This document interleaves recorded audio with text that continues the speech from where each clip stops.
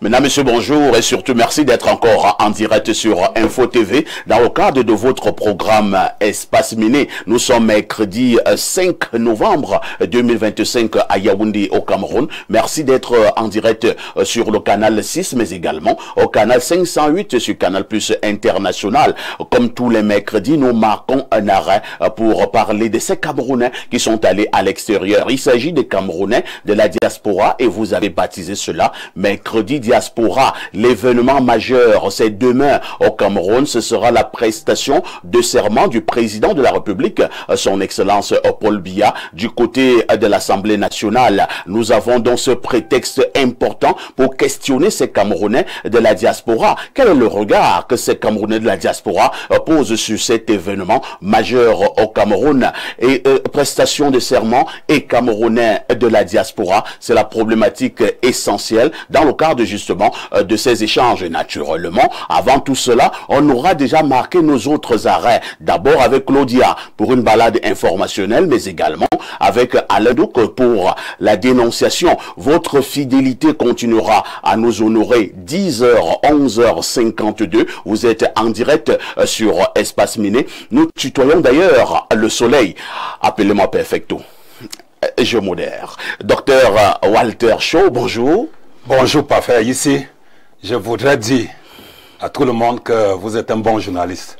Merci. J'ai beaucoup d'admiration pour vous parce que c'est grâce à vous que la visibilité d'Info TV est très remontée. C'est un docteur qui parle, selon mes sondages. Monsieur Dieudonné Mvang doit avoir la chance de vous avoir comme son collaborateur. Et beaucoup de patrons de médias d'ailleurs regrettent de ne pas avoir quelqu'un comme toi parce que vous faites de la productivité. Et je voudrais dire qu'il faut continuer à travailler comme ça. Je vous vois très loin. Et même, vous pouvez être quelqu'un qui peut guider le Cameroun dans le sens de l'administration. Je souhaite que cela arrive par la grâce de Dieu. Merci d'avoir renouvelé ma confiance. Je dis simplement Amen, que le ciel t'entende. Hein. Merci au docteur Walter Shaw, qui est donc enseignant d'université. Il était économiste. De plus en plus, quand je le reçois sur ce plateau, j'ai dit que ses prises de position font de lui dorénavant un leader d'opinion. Habituellement, certaines de ses prises de position ne sont pas appréciées, mais il pense qu'il dit justement ce qu'il pense. Merci d'être là. On accueille un autre enseignant d'université. Lui, il est professeur. Il nous accompagne depuis un peu plus de 2 ans dans le cadre de ce programme. Je l'ai connu ailleurs. On se connaît il y a plus de 10 ans. C'est la preuve de ce que j'ai gardé presque les mêmes amis. Vous soulignez presque. Donc, je ne sais pas quand il dit presque, on commence à rire. Professeur Noubissier, bonjour et bienvenue au programme. Bonjour, monsieur Parfa. Ici, c'est il faut le dire avec autorité, nous nous connaissons, ça fait plusieurs années. Ouais. Et nous avons gardé intacte cette amitié. Tout à fait. Ça montre qu'entre vous et moi, on n'a pas de soucis, on n'a pas de problème. Pas du tout. Et on se bat pour garder cette amitié ainsi. Et je me porte bien ce matin et je salue les copanélistes. Je salue également les millions de téléspectateurs qui nous regardent au Cameroun et dans le monde et dans la diaspora.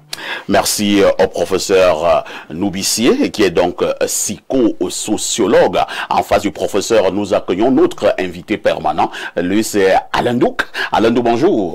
Bien le bonjour, parfait. C'est un plaisir d'être là à nouveau sur le plateau d'Espace Miné de ce matin. Je profite de l'occasion pour saluer les co-discutants déjà installés. Je salue de même, toujours, rappelez-moi si je manque à ce devoir de saluer les ouvriers de l'ombre. Vous nous voyez, nous sommes sous les feux de la rampe. Ils travaillent d'arrache-pied, vous ne les voyez pas. Tout à fait. Pourtant, ils sont là. Je salue de même le top management de ce média qui n'arrêtera pas de monter et qui fera tout pour monter et y demeurer. En ce matin, avec ta permission parfaite, toi le maître de séance, je voudrais dire un bonjour particulier à un très fidèle téléspectateur. Il s'appelle Vandelin Kemcha. Bonjour à toi, tu es en train de suivre l'émission ce matin. Un autre, Vandelin Kemcha. Oui, Vandelin Kemcha. Un autre, lui, il m'a demandé de lui souhaiter un joyeux anniversaire. Il n'est pas manqué de lui dire qu'il faut aussi que la télé vive. Bon, mais faisons ça comme ça. Et lui, il est du Sud. Il s'appelle Akiemezoui Emma Ronik. en entrée... Akiemezoué. Oui, Akiemezoué. Tu prononces. Ah, merci d'avoir corrigé, parfait. Akiemezoué. Emma Ronick. Voilà, lui donc, il est de la région du Sud, département de la vallée du Ntem, arrondissement de Kiossi, village d'Ama, il a précisé, hein, il a donné toutes les précisions. Voilà, il réside ici à Yaoundé, à Ngoïkele. Voilà, il dit qu'il souffle aujourd'hui sur sa 30e bougie. J'espère que tu resteras fidélisé à ce média et que tu amèneras d'autres à continuer à se fidéliser aux médias qui n'arrêtera pas de monter. Ce média qui n'arrêtera donc pas de monter, nous lui disons justement merci. De toutes les façons, en attendant encore l'honorable Douva Wissa qui justement fait son entrée sur ce plateau, je vous propose d'abord cette tasse de paix. Camerounais, la paix est notre bien le plus précieux. Quand la colère s'allume, c'est tout un peuple qui se brûle. Attendons la voix de la loi, pas celle de la rue. Le Conseil constitutionnel parlera. Et c'est lui, et lui seul, qui dit la vérité des urnes. Ceux qui n'ont jamais connu la guerre croient qu'elle n'est qu'un bruit de fusil. Mais la guerre, c'est la faim, la peur et le silence. C'est la mère qui enterre son fils, le père qui pleure sans bruit, l'enfant qui ne joue plus, les écoles qui ferment et le pays qui s'éteint peu à peu. Ouais, l'eau, garde ta paix. Cameroun, ne laisse pas la haine entrer dans nos cœurs. Un peuple uni est plus fort qu'une armée divisée. Nous tombons tous, garde ta paix. Au Cameroun, ne laisse pas la haine entrer dans nos cœurs. Un peuple uni est plus fort qu'une armée divisée. Nous tombons tous. Nos villes s'enflamment, nos jeunes s'égarent. Certains croient se battre pour la justice, mais la justice ne brûle pas les maisons. La haine ne construit rien.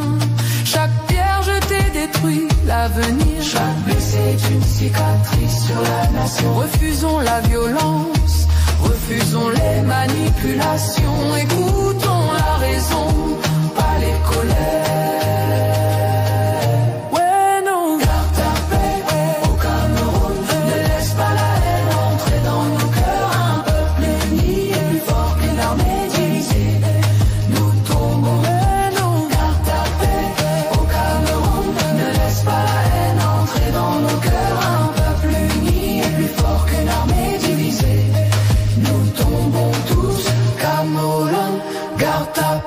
Ne prête pas ton âme au cri de la guerre. La paix n'a pas de prix et sans elle aucun rêve n'est possible. La guerre c'est aussi les hôpitaux vides, l'eau qu'on ne boit plus, les enfants sans école, les routes sans fin et des décennies pour se relever. Demandez au Rwanda, au Libéria, la guerre ne finit jamais vraiment. Jamais vraiment. La guerre ne finit jamais. La guerre ne finit jamais.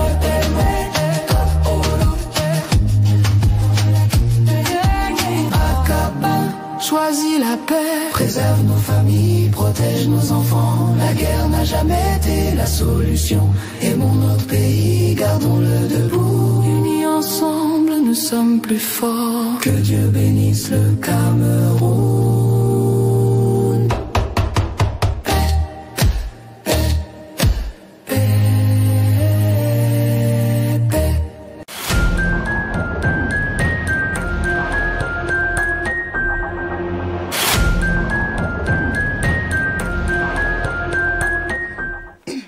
Claudia Adja, bonjour. Bonjour, parfait. Ici, bonjour à tous les téléspectateurs qu'on retrouve nombreux ce mercredi matin. C'est un plaisir.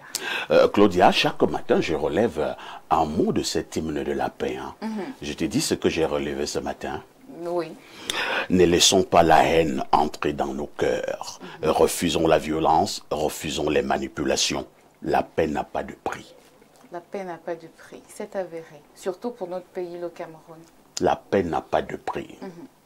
Nous devons tout faire pour maintenir la paix. Hein. Exactement. Et quand on maintient la paix, on n'est ni à gauche, ni à droite. Oui. On veut juste la paix. En effet. Claudia? Oui, parfait. Que disent les journaux? Parfait, ici, les journaux sont en kiosque ce mercredi matin et voici l'essentiel de l'information à retenir.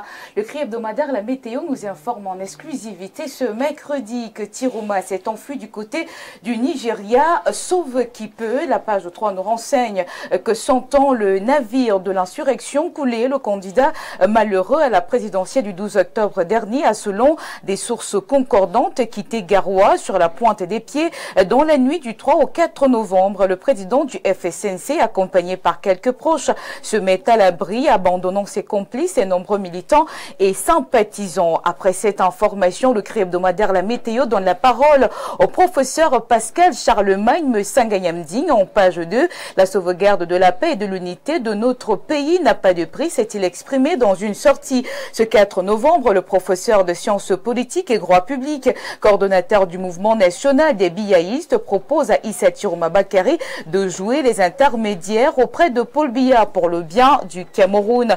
Place à présent aux échos de la période post-électorale avec le quotidien Info Matin. Dieudonné nous informe que les transporteurs s'engagent à reprendre leurs activités dans la continuité de la réunion interministérielle présidée la veille par le Premier ministre Joseph Dion Ngouté, le ministre des Transports Jean-Ernest Massénangal et Bibéé à ce 4 novembre à Yaoundé, tenu une concertation d'urgence avec les syndicats des transporteurs et conducteurs routiers ainsi que les syndicats des mototaxis. Objectif, rassurer les acteurs du secteur des mesures prises par le gouvernement pour sécuriser les trajets interurbains et rétablir la fluidité du trafic. Crise post-électorale, quotidien Mutation présente le plan Ngalé-Bibéé que vous trouverez détaillé en page 5 de ce journal paru en kiosque ce matin. Nous prenons également les échos de la crise post-électorale du côté du corridor Cameroun et le Tchad avec le du Sahel. Le quotidien régional d'information du Nord Cameroun présente donc dans sa parution du jour le calvaire des transporteurs entre le Cameroun et le Tchad. Le récit est à retrouver en page 6 de ce journal paru en kiosque ce matin. Caporal Info de Jacques Bayoglog parle également de la crise post-électorale. La Commission des droits de l'homme du Cameroun s'insurge contre les violences et lance un appel de paix. L'institution que dirige le professeur James Mwangé Kobila condamne fermement les actes de violence survenus à la suite de prétendus appels à des manifestations pacifiques. Alors qu'il s'agissait en réalité d'appels à l'insurrection, elle exhorte les populations à tourner le dos au discours de haine, de vengeance ou de division et de privilégier la paix, le dialogue et la cohésion nationale. L'intégralité de sa déclaration est bien sûr à lire dans ce journal paru en kiosque ce matin. Nous poursuivons avec cette actualité. Cette fois-ci, c'est le Messager qui place un mot sur le sujet. Crise post-électorale. Ici, on présente le peuple qui est à l'autel des égaux entre revendications, tensions politiques et paralysie économique. Le mot d'ordre de ville morte lancé par le candidat du FSNC révèle autant des fragilités du pays que la limite d'un rapport de force devenu exténuant pour la population qui est en proie au lit qui paye le lourd tribut. J'y arrive finalement. L'information est à lire de la page 4 à 5 de ce journal paru en kiosque ce matin.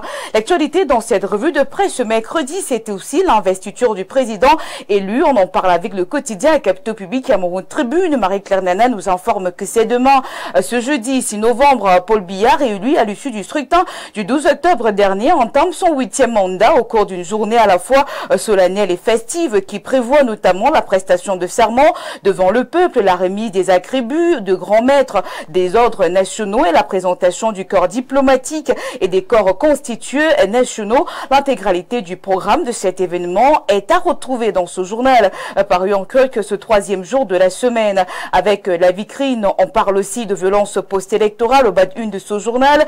Douala, frondeuse et émeutière, échauffourée, actes de vandalisme, de banditisme et morts ont été enregistrés la veille veille, le jour et le lendemain de la proclamation solennelle le 27 octobre dernier des résultats de la présidentielle du 12 octobre 2025. En grande tribune de ce journal, on parle de transport d'électricité, la fin du monopole de la Sonatrach, le choix du gouvernement mise sur l'ouverture de l'activité de transport de l'énergie électrique aux capitaux privés pour briser le monopole de la Société nationale de transport d'électricité en proie à des défaillances et de nombreuses pesanteurs.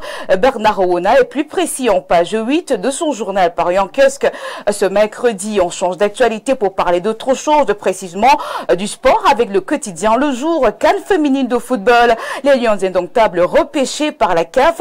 L'information est à lire en page 4 de ce journal paru en kiosque ce matin. Et je clôture cette revue de la presse avec l'économie quotidienne qui parle du Cameroun. Pourquoi les revenus pétroliers chutent?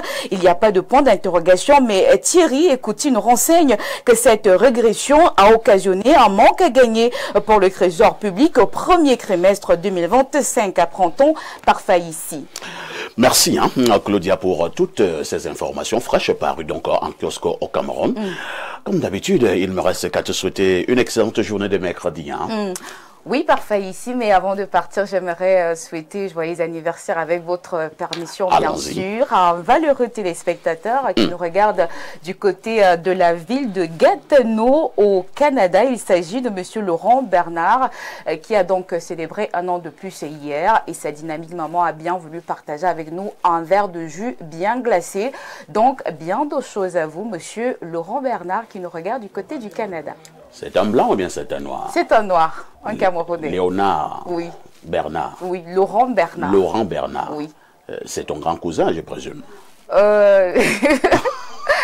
C'est un ami. Pourquoi vous bégayez? Non, je ne bégaye pas. C'est ton ami comment? Bon, un ami sans fille. Enfin, je ne vais pas t'embarrasser plus que cela. C'est un ami. Claudia, à demain 10h. À demain 10h, moi je suis d'émission. N'oublie jamais le conseil. Petite Claudia, tout ce que oui n'est pas. Oh, ma petite reste. Peut-être même Laurent Bernard. Merci à Claudia. Alors, il faut dire que la presse camerounaise ce matin a justement une panoplie d'informations. Mais pour moi, l'information majeure nous vient du très sérieux journal du très grand frère Dieudonné Vent. Il s'agit du bi-hebdomadaire La Météo. Dieudonné Vent nous dit ce matin en exclusivité, sauve qui peut, Chiroma s'enfuit au Nigeria. Sauve qui peut, Chiroma s'enfuit au Nigeria. Oui, papa, ici, Walter Shaw, c'est une très bonne nouvelle. La Météo nous dit que Chiroma a fui. Je savais qu'on devait arriver là parce que je crois que Issa Chiroma Bakary doit proposer autre chose ou bien doit changer de stratégie. Parce que il doit fuir, puisque ici, s'il ne réussit pas, il va plutôt aller en prison. Non, mais Chiroma nous a dit qu'il ne nous lâchera pas et qu'il ne nous trahira pas. Alors, moi, je me mets un peu à la place de ceux qui sont avec lui, ses militants, ses partisans. Alors, si le chef de la rébellion s'enfuit, alors que font ses militants, ses partisans? Est-ce que ce n'est pas une forme de trahison? Lui-même, d'abord, il n'était pas traître à Abia. Ah bon? Oui. Il était d'abord traître. Je ne veux pas appeler les noms que les gens appellent. Je ne veux pas dire que je connais Chiroma. Pourquoi après on ne m'interpelle pas après l'émission? J'ai vu Chiroma physiquement. C'était une réunion. On s'est salué. J'ai vu, je sais qui est Chiroma. Chiroma ne peut pas. Qui a payé la facture du Nozo? Ah bon? Oui, qui a payé? Le Nozo est à plus de 7 ans de guerre. Où moi-même j'ai pris une balle. Et le Camerounais accepte une histoire comme ça? Non, c'est pas possible. Chiroma doit fuir parce que là où il est là, une fois que le Conseil constitutionnel a déclaré Paul Biya gagnant, le régime s'y n'a jamais reculé depuis 1990. Donc, je dis aux Camerounais de passer à autre chose. On va parler de prestation de serment. Je vous dis ce qu'on peut faire. Parce que le Conseil constitutionnel a déclaré, le Nozo a vécu la même chose. C'est la même pratique. On dit, voici ceux qui ont respecté les villes mortes. C'est ce qu'on faisait à Bamenda. On envoie les photos, on envoie les photos. Après, on dit que non, on vous envoie les gens. Après, on va passer à l'achat des armes. Le peuple qui prend les armes devant un État qui est constitutionnellement réglé n'a jamais raison pas faire ici. Je suis victime de la crise anglophone. I'm talking to my brothers in the North and Southwest. Les crises post-électorales n'est pas différent de la crise anglophone. Ce n'est qu'idéologique, de façon idéologique qu'il y a la différence. Parce que c'est le même, on fait le même ville mort. Les gens sont à la maison. Il y a des gens qui ferment les boutiques parce que, pas parce qu'ils attendent à Tiro, mais pas fait. Mais parce qu'ils ont peur. Qu'on va venir les représailles. C'est les représailles. Et c'est ça la terreur. Et c'est le terrorisme. On est en plein terrorisme de Chiroma Bakari. C'est les pratiques. Moi, j'analyse les faits. Les pratiques font croire que nous sommes à des individus qui sont des terroristes. Donc, il faut passer à autre chose. Si Chiroma s'enfuit, je demande aux autres de plutôt proposer au président Biagé par là de réformer le système, de proposer des postes en gouvernement de l'Union nationale comme en 97. Parce que là où vous voyez là, il n'y a plus rien à faire. Le régime s'il ne reculera plus. Merci, Dr Walter Chaud. Je vais passer la parole au professeur Noubissier. Professeur, la météo de ce matin nous réveille avec cette information en exclusivité. Hein. Le journal du très grand frère Dieudonné Mvan nous dit que Chiroma s'enfuit au Nigeria et il parle de sauve qui peut. Votre réaction à chaud? La réaction à chaud est simple. Vous savez... le Cameroun a du mal à entrer dans le processus de la démocratie. Nous avons peut-être très mal envisagé le contenu de démocratie parce qu'un leader comme M. Chiroma, il devait pas être dans une posture de la fuite. Cette fuite, moi, je pouvais anticiper parce que connaissant comment le Cameroun ça fonctionne, on savait qu'il n'avait pas de résistance pour tenir pendant très longtemps.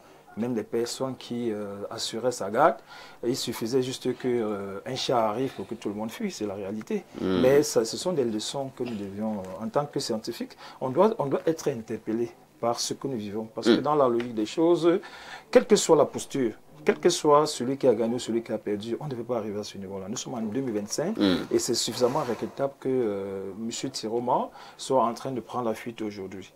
Alors cette fuite, mais lorsque M. Chiroma s'enfuit, est-ce qu'il s'est senti menacé? Est-ce qu'il ne veut pas donner raison à ceux qui disaient déjà à gauche et à droite que Chiroma, ses jours sont comptés, il sera mis en prison, il sera mis aux arrêts? On a commencé à réveiller des anciens dossiers. La TNT est montée, c'est descendu, l'histoire de l'avion de Banga Pongo, ainsi de suite. Est-ce que tout cela a fait en sorte que Chiroma puisse prendre la fuite?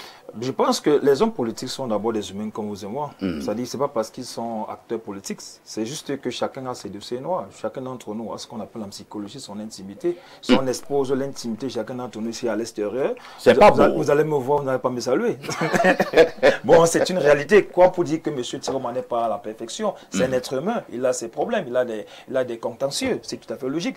Même ceux qui sont au pouvoir maintenant, si ça change, demain, ils vont fuir. Ça va être une logique, il n'y a rien de spécial à ça.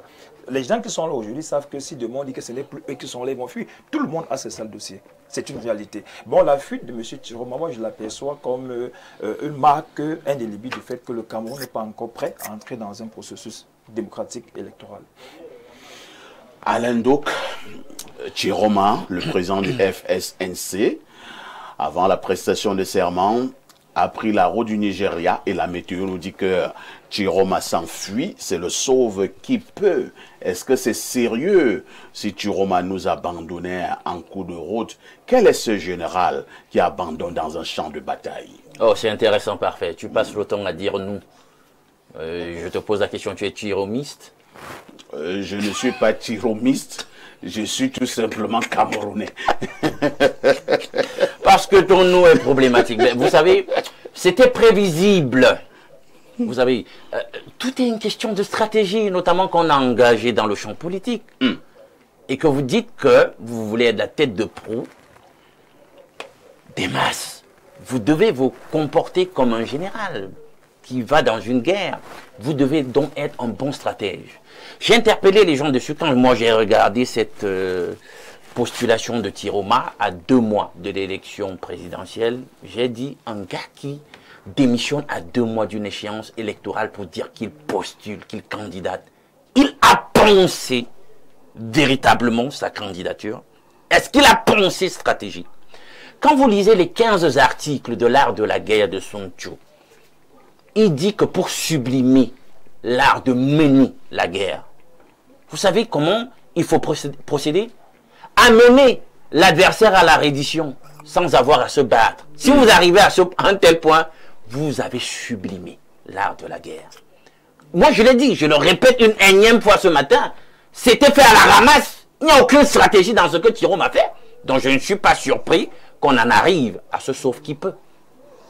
Alors, j'aimerais comprendre, quand je connais, parce que ce que nous vivons là, c'est une histoire autour du rapport de force. Hein, parce que dans la guerre, il faut évaluer le rapport de force. Est-ce que logistiquement, l'adversaire est plus fort que moi? Est-ce que numériquement, il est plus bon? Financièrement, est-ce qu'il a plus de moyens que moi? Moi, quelles sont mes forces? Quelles sont les leurs? Quelles sont mes faiblesses? Quelles sont les leurs? Comment j'analyse tout ça? Et comment je me positionne? Et quelle est la stratégie au regard des forces identifiées, des faiblesses identifiées, tant chez l'adversaire que chez moi? Qu'est-ce que je fais pour le mettre dos au mur et pour l'emporter? On n'a pas pensé stratégie dans cette histoire. C'est brouillon. C'est de la cause à effet. Merci. Bien. Non, oui, je n'ai pas terminé. Parfait. Oui, Chiton. Je connais comment nos forces de défense et notre renseignement fonctionnent. Je me pose la question, Thiro m'a même d'abord fait comment même pour pouvoir s'exfiltrer pour le Nigeria. Est-ce qu'on n'a pas voulu qu'il s'exfiltre? Parce que on avait déjà positionné les snipers pas très loin de sa maison, etc., etc. J'imagine bien qu'on a bien quadrillé la zone. Comment il a fait pour pouvoir sortir? Peut-être qu'il y a un deal. Point d'interrogation. On dit bien peut-être. Peut-être. Non, juste logiquement, on interpelle le bon sens. Parce que moi, je connais la puissance de notre service, de nos services de renseignement. Hein, et dans le rapport de force, vous voyez bien, ça ne pouvait pas donner. Tous les moyens d'État sont mobilisés pour une partie, etc. Il est tout seul. Qu'est-ce qu'il est finalement? Là, esselé comme ça, avec... Qui pouvait le défendre en pareille situation? C'est le rouleau compresseur. On ne pouvait que le broyer. Dans un état merci, policier. Merci. Disons quand même que le Cameroun n'est pas un état policier. On va accueillir l'honorable qui nous a retrouvés sur ce plateau. Honorable Douva Huissa, bonjour. Bonjour, parfait. Comment vous allez? Alhamdulillah, ça va. Ça faisait très longtemps. Hein? Ouais. Vous n'étiez plus venu ni dit bonjour par ici. C'est que Parfait n'a pas eu besoin de moi. Oh là là, vous venez de me balancer à l'antenne là. Vous tirez à balles réelles. Honorable, on vous accueille ce matin avec ce sujet de M. Issa Thiroma. Thiroma, il a pris simplement la fuite. Beaucoup pensent qu'il n'avait pas une autre possibilité. Hein. Le rapport de force ne donnait pas. Thiroma a pris ses jambes par le cou et il a pris la poudre d'escampette. Votre réaction? Vous demandez la réaction d'un poids léger. Comment ça? Il y a les poids lourds, le poids lourd. Vous êtes député de la nation. Vous venez demander la réaction d'un poids léger à la fuite d'un poids lourd. Je pense que je ne sais pas si j'ai un mot à dire. Je ne sais pas si j'ai un poids léger. Je ne sais pas si j'ai un mot à dire parce que nous on est le poids léger, on ne pouvait rien faire. Et il y a le poids lourd. Bon, le poids lourd a peut-être trouvé mieux de partir. Moi, dans ma lecture, peut-être que c'est pour pouvoir dire à ses partisans, bon, arrêtez, stop, il faudrait que la paix revienne, il faudrait que... Lorsque le général s'est enfui, que font les soldats? Ils se dispersent, donc peut-être c'est pour dire que stop, arrêtez, il faudrait que notre pays soit en paix parce que on ne voudrait pas que ça s'embrase. Comme je l'ai dit encore hier, je le disais avec d'autres collègues, ce que nous vivons au Nozo, le nord-ouest et le sud-ouest, c'est ce qui est dans l'extrême nord. On ne veut pas que ça s'embrase dans tout le Cameroun parce que c'est pas gai du tout. C'est pas gai du tout que tu n'arrives pas à sortir, à te mouvoir comme tu veux. Tu ne peux pas manger à ta faim. Tu ne peux pas avoir de l'eau potable et consorte. Donc c'est déjà, nous battons déjà pour notre survie. Je ne pense pas qu'il faudrait qu'on continue dans cette guerre qui ne nous apportera à rien. Nous avons nos institutions que nous avons votées. Il faudrait que nous les respectons parce que si nous avons accepté être candidats à ces élections avec toutes les lois qu'il y a, je pense que nous devons les respecter. Nous avons pris un engagement de signe de bonne conduite, je pense, pendant ces élections-là. Donc, c'est vrai, bon, tout le monde a hâte au changement. Vous-même, vous savez, si quelque chose a mis du temps, même s'il est bon, même s'il est sucré, à un moment donné, tu te dis qu'est-ce que je ne peux pas délecter un peu ce qui est à côté là pour que je puisse voir si le goût de ce que j'avais là est toujours bon ou pas. Même les hommes le font souvent. Hein. Lorsqu'il est longtemps resté avec une femme, il va peut-être voir aussi ailleurs. C'est ça honorable. Donc je me dis que c'est tout à fait légitime pour les gens de pouvoir dire qu'ils veulent le changement. Mais le changement, c'est dans la paix. Le changement, c'est vraiment notre bien-être. Le changement, c'est pour notre bien-être, je pense.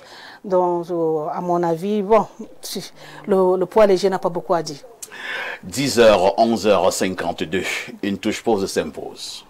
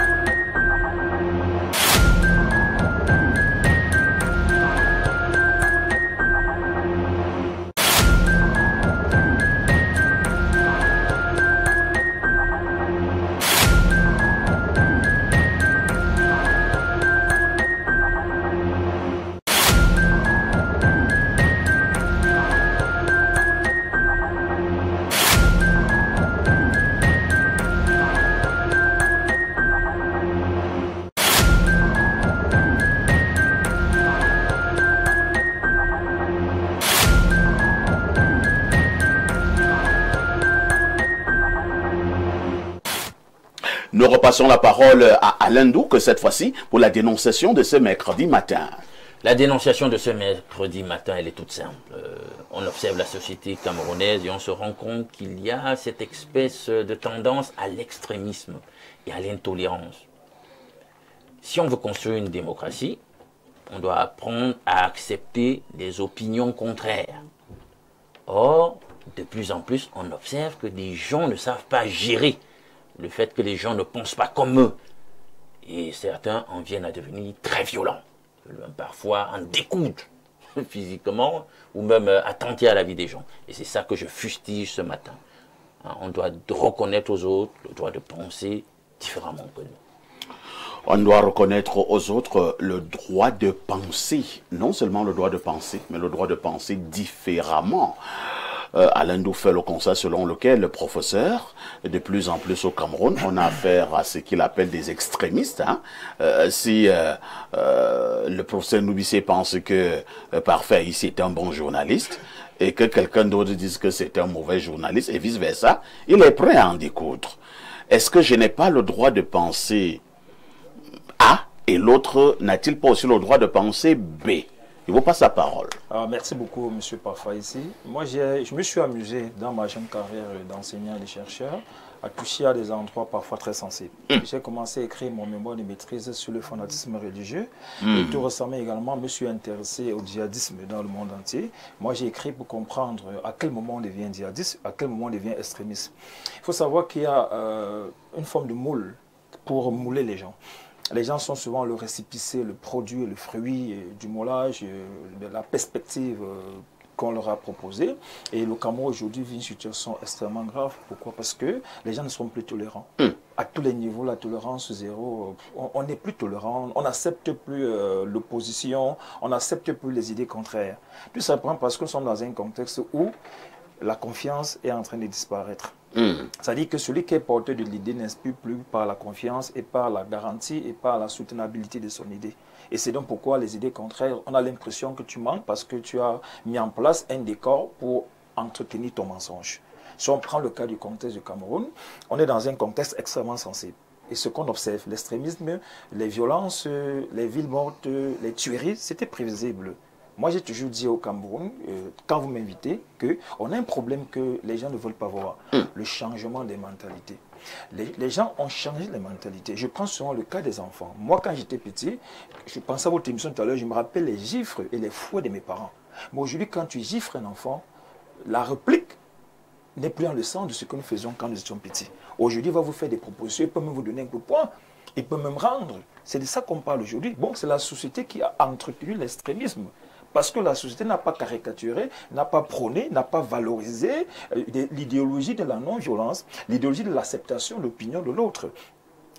Je prends le cas du Cameroun. On a proclamé les résultats.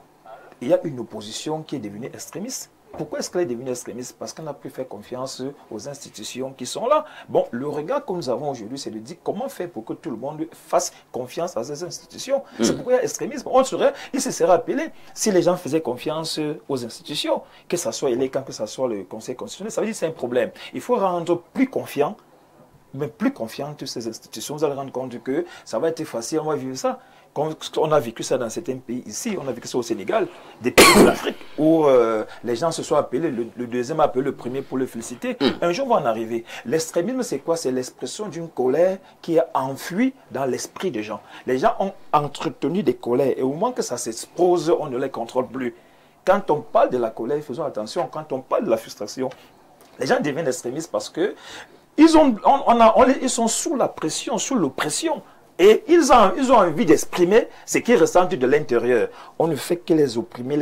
Du moment où ça sort avec violence. Et même le sujet, parfois, ne contrôle même plus ce qu'il est en train de faire. Et ça devient très, très dangereux. Lorsqu'on vous écoute, un professeur, on peut avoir l'impression que vous soutenez l'extrémisme. Non, je ne soutiens pas l'extrémisme. Je prends le cas du djihadisme. Quand on a eu les attentats en France et un peu partout dans le monde entier, j'ai travaillé avec ceux qui ont fait j'ai fait la psychologie des gens qui ont commis les actes barbares, que ce soit en France, que ce soit aux États-Unis. Ils ont un point en commun. C'est ce qu'on appelle en psychologie le retour du refoulé. Le retour du refoulé, c'est quoi? C'est-à-dire des désirs, des instincts, des plaisirs qui n'ont pas été assouvis. Lorsqu'on les garde, lorsque ça revient en surface, ça devient très dangereux. Je prends un seul cas. Il y a une psycholo-clinicienne qui a écrit un article qui est devenu célèbre. On peut trouver ça sur Internet. Elle a fait une étude du profil des terroristes qui ont attaqué le Bataclan, qui ont attaqué le Stade de France, qui ont attaqué le Paris-Cachet.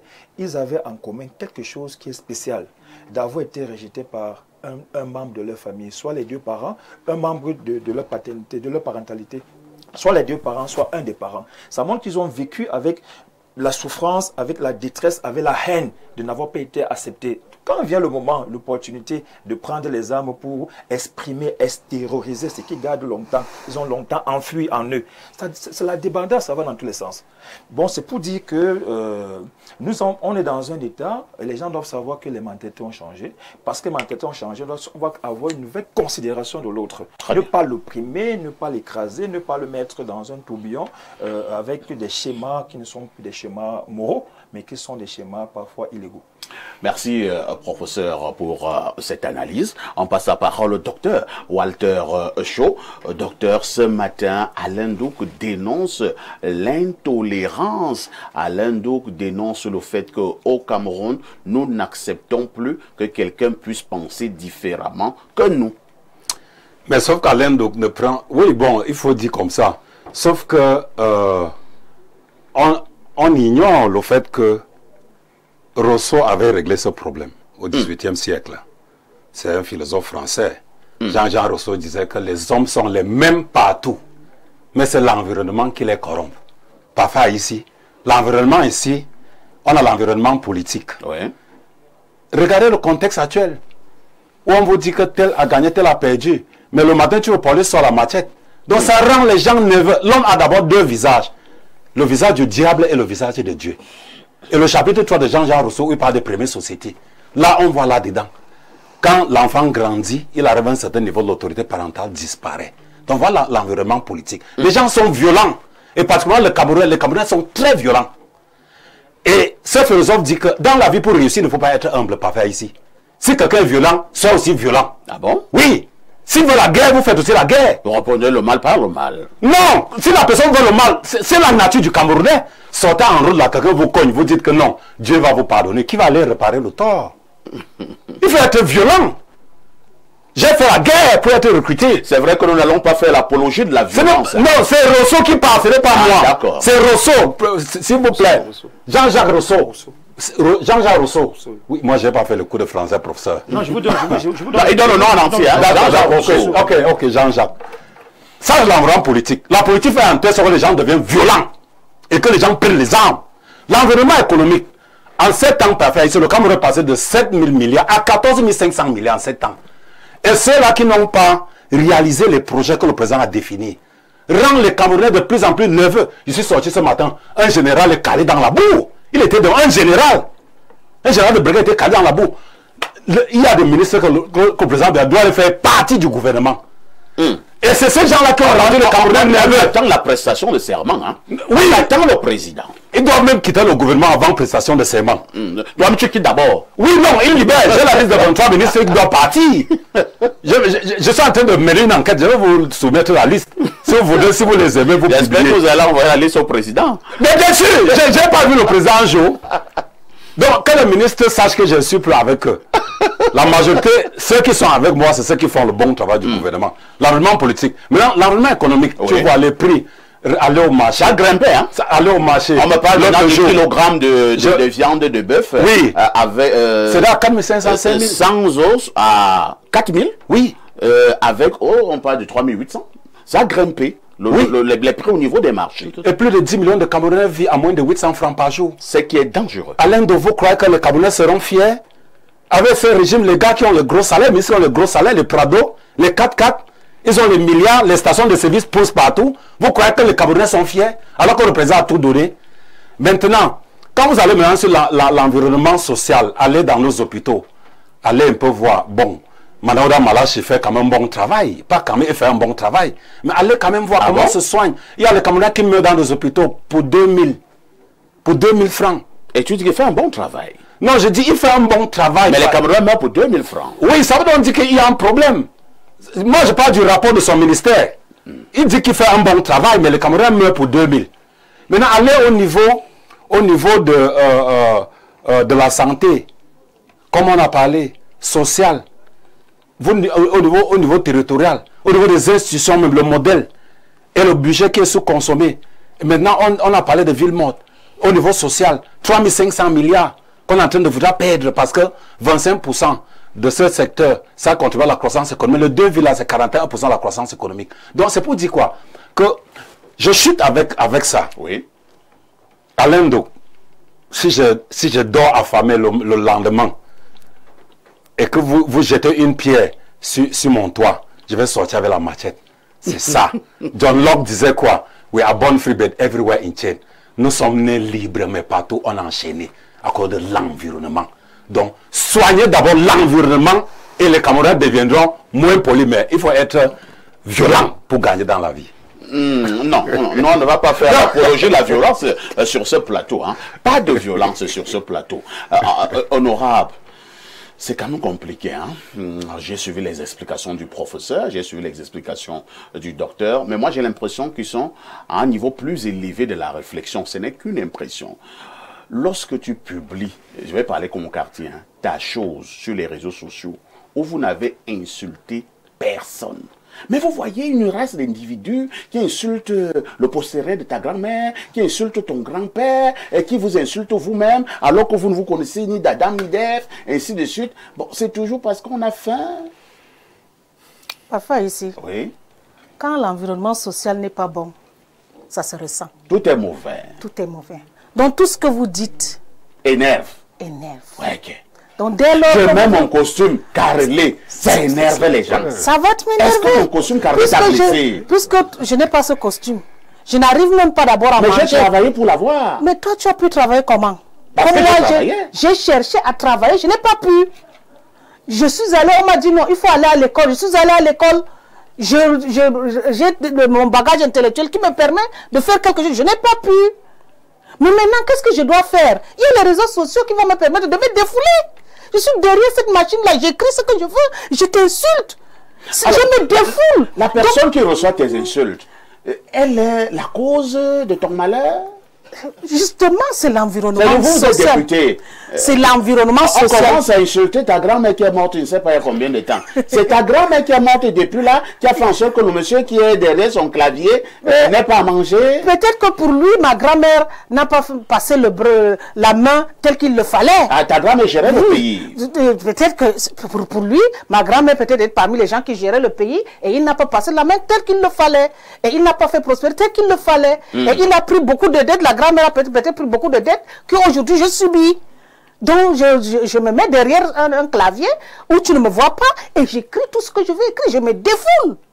Je me défoule. Et quand on a faim, on est obligé à un moment donné de pouvoir sortir cela. Et quelle est la manière de le sortir, puisque je ne peux pas te rencontrer parfois ici, mais je le rencontre dans les réseaux sociaux. Je lui dis ce que je pense. Et quand je lui dis ce que je pense, il va me trouver où? Il ne me trouvera nulle part. Au moins, j'ai pu me défouler, j'ai pu dire ce que je pense. Mais n'oubliez pas, nous, les parlementaires, on subit. À chaque fois que tu es dans un forum, mais tu vas voir comment on s'insurge à un moment donné sur toi. Tu te demandes qu'est-ce que moi j'ai fait? Comme il le disait, le professeur aussi le disait. Même nos enfants aujourd'hui, nos enfants doivent les prendre à la pincette. Ces enfants, tellement qu'ils voient la violence tout autour. Parce que même le parent qui revient, quand on va lui dire qu'il n'y a plus de riz, mais comment il n'y a plus de riz? Pourquoi vous avez... Donc vous vous rendez compte que vous-même vous devenez violent là, à l'intérieur de votre propre maison. Et ça se transmet à l'enfant. Et quand ça se transmet à l'enfant, vous êtes étonné qu'un jour, lui, il te réplique la même chose. Donc l'environnement social est très important. C'est pour ça qu'on se dit, il faudrait que le prochain gouvernement, comme le disait le prochain gouvernement doit prendre en compte tous ces aspects-là. Parce que nous avons constaté, on a donné des possibilités à chacun d'eux de pouvoir faire un certain nombre de choses qui n'a pas été fait. Nous nous rendons compte qu'il y a le mal-être est global. Et c'est ce qui s'est exprimé avec ces élections-là. Et comme le mal-être est global, il faudrait que le gouvernement tienne compte de cet aspect-là, tienne compte de ce que les Camerounais ont dit, nous en avons marre. Nous en avons marre, ça veut dire qu'il faudrait qu'on remette les pendules à l'heure et qu'on reparte comme il avait parlé dans le temps, rigueur et moralisation. Merci, honorable. Alain Douk, est-ce que le mal-être peut tout expliquer? Est-ce que le mal-être peut expliquer tous ces extrémismes et toute cette intolérance sociale au Cameroun? J'ai mis l'analyse du professeur sur le sujet, je suis preneur. Docteur Chouo a prononcé au moins 3 ou 4 fois mon nom pendant son intervention. Peut-être qu'il n'a pas bien compris le sens de la dénonciation. Parce que quand on parle d'intolérance, toutes les strates de la société camerounaise sont concernées. Depuis la première personnalité, son champion, Paul Biya, jusqu'au plus humble des Camerounais. Je n'ai pas dit que c'était une frange spécifique de la société camerounaise qui est concernée par l'intolérance. L'intolérance nous concerne tous. Par exemple, ton champion, quand les gens ont commencé à battre pavé pour des revendications corporatistes, au Nozo, la tolérance aurait voulu que, écoute, qu'on aille discuter avec les gens en question et voir quel est le problème. Mais on a choisi la force. C'est l'intolérance dans une certaine mesure. Ça, tout le monde est concerné. Il faut le comprendre. Il n'y a pas que le petit Camerounais. Et justement, quand il y a foisonnement, accumulation de frustration, finalement, tout le monde n'a pas la même façon de réagir. Et les gens deviennent violents, intolérants, parce qu'ils se disent, finalement, on est dos au mur, et il semble que c'est le seul moyen qui nous reste peut-être pour faire entendre notre voix. Quand toutes les voies conventionnelles ont été court-circuitées.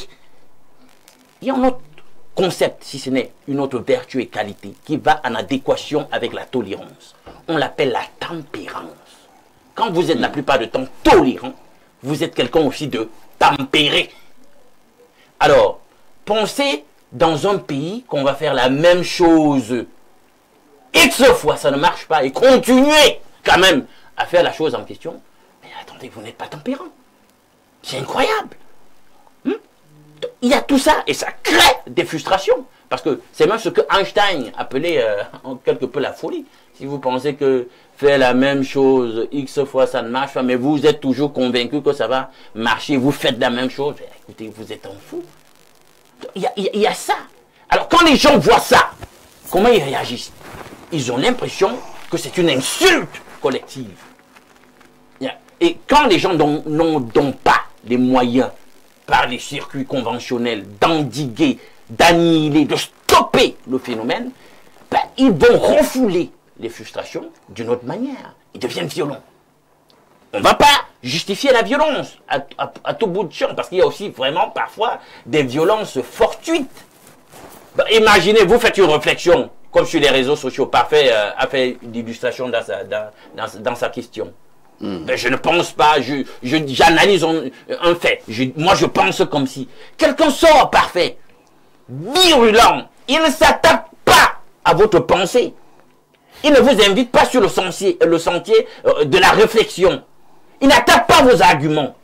Il vous attaque vous, en tant que personne. Il commence à vous injurier, des injures dessous de ceinture, votre mère, votre femme. Il y a un problème.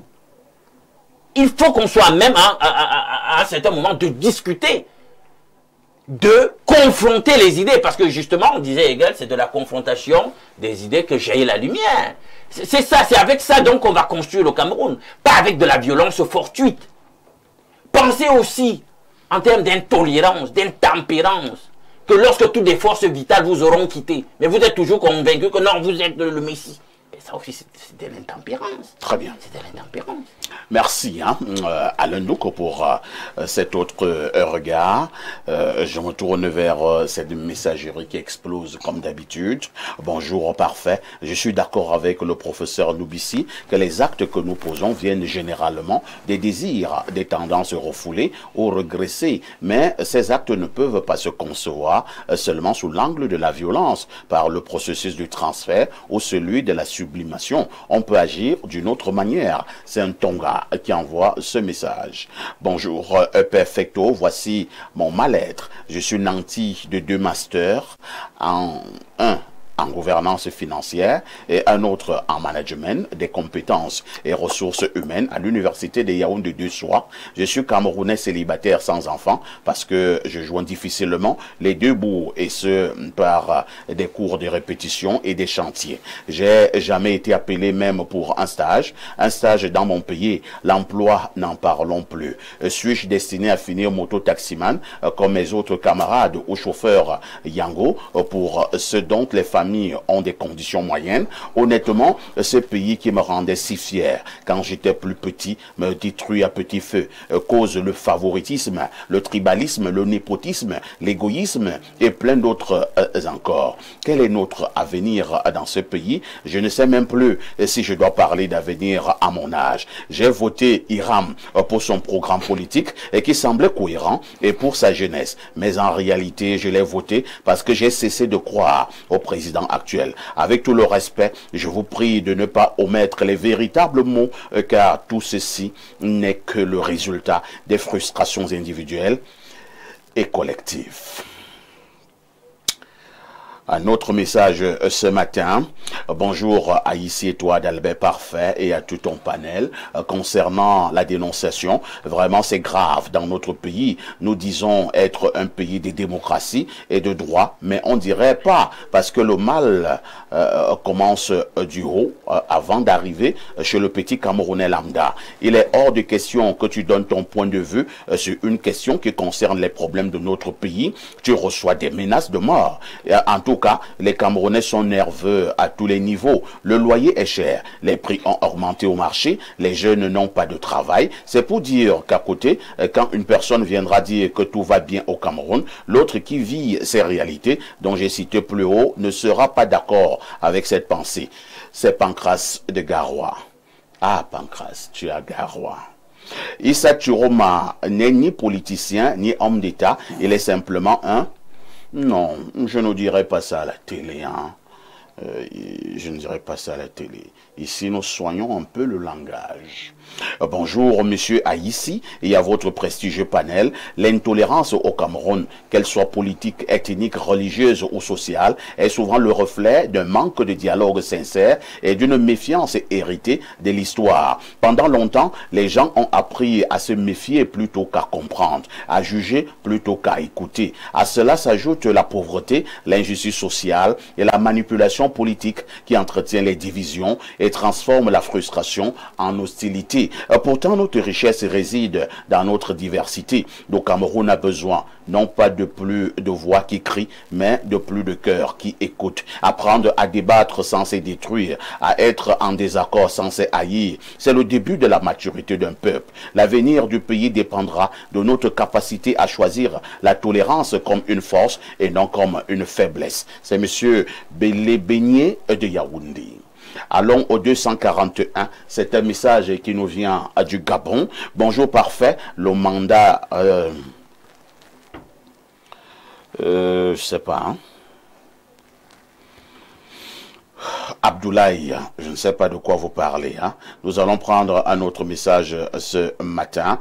Bonjour, parfait ici. Lorsque nous étions enfants, nos parents n'ont pas cessé de nous rabâcher les oreilles pour nous faire comprendre que l'école était la clé du succès. Maintenant que nous avons la clé, nous nous rendons compte que le gouvernement a changé les serrures.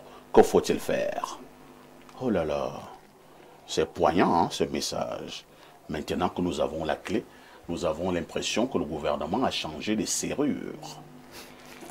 Bonjour Monsieur Perfecto ainsi qu'à tout votre panel. J'apprécie fortement la pensée du docteur Showalter, sans toutefois faire l'apologie de la violence et en espérant que la compréhension de ses propos ne sera pas biaisée. Il faudrait vraiment que le chef de l'État, le président Paul Biya, remette les pendules à l'heure. Les Camerounais vivent un grand mal-être de par nos gouvernants. On ne peut pas être le Cameroun et être en 2025 faire face à des problèmes de route, de poubelles, d'eau et d'énergie. Le Camerounais lambda ne peut plus subvenir à ses besoins primaires. Tout ça, c'est frustrant. Il faudrait que le chef de l'État mette les hommes qu'il faut à la place qu'il faut. Et les Camerounais ont besoin de la politique de proximité pour être rassurés et de savoir qu'il n'existe pas de fossé entre le bas peuple et les gouvernants.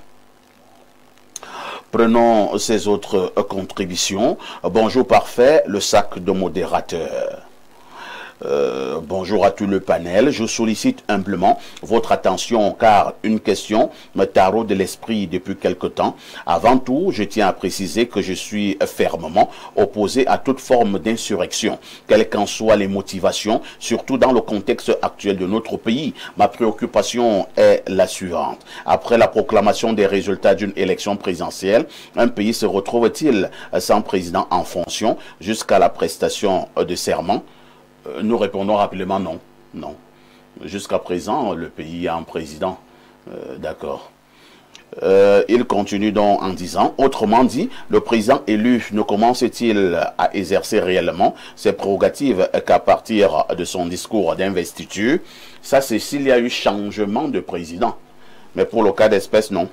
Cette interrogation naît de mon étonnement face à un certain laxisme observé du côté des autorités sécuritaires, alors même que se multiplient ces derniers temps des actes inquiétants, discours de haine sur les réseaux sociaux, montée crescendo du tribalisme, menaces de mort, appel au boycott, etc. Je partage pleinement l'avis du professeur qui évoquait la nécessité d'un profond changement de mentalité dans notre société. Toutefois, je souhaiterais obtenir des éclaircissements précis de la part des panélistes sur la question essentielle que j'ai soulevée afin de mieux comprendre la situation institutionnelle de notre pays dans cette période sensible. Je vous remercie. Moi, honnêtement, je suis découragé. Je ne sais même plus si je pourrais avoir un avenir dans ce pays. Un autre message, bonjour au panel et agréable mercredi aux journalistes élus de la modération, Lunkuta. Journaliste élu, hein. Concernant la dénonciation, je dirais que la démocratie, avec sa liberté d'opinion, peut conduire à une situation paradoxale où la majorité, souvent peu éclairée, impose sa volonté et ses opinions sans nécessairement être guidée par la raison ou la connaissance. Et ce qui peut entraîner une forme de tyrannie de la majorité. C'est Ngambarga Roger Parfait depuis Ngolmakan. Bonjour Parfait, ici, très bien habillé ce matin. Lorsque l'habillement retrouve l'excellence, ça donne tout simplement le sac de modérateur. Merci beaucoup. Hein.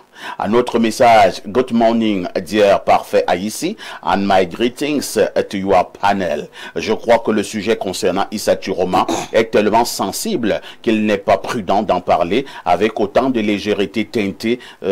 C'est beaucoup d'ironie. Nous en avons parlé avec quelle légèreté, mon ami Léon Amala Brooks. Nous avons donné une information et mes panélistes ont commenté.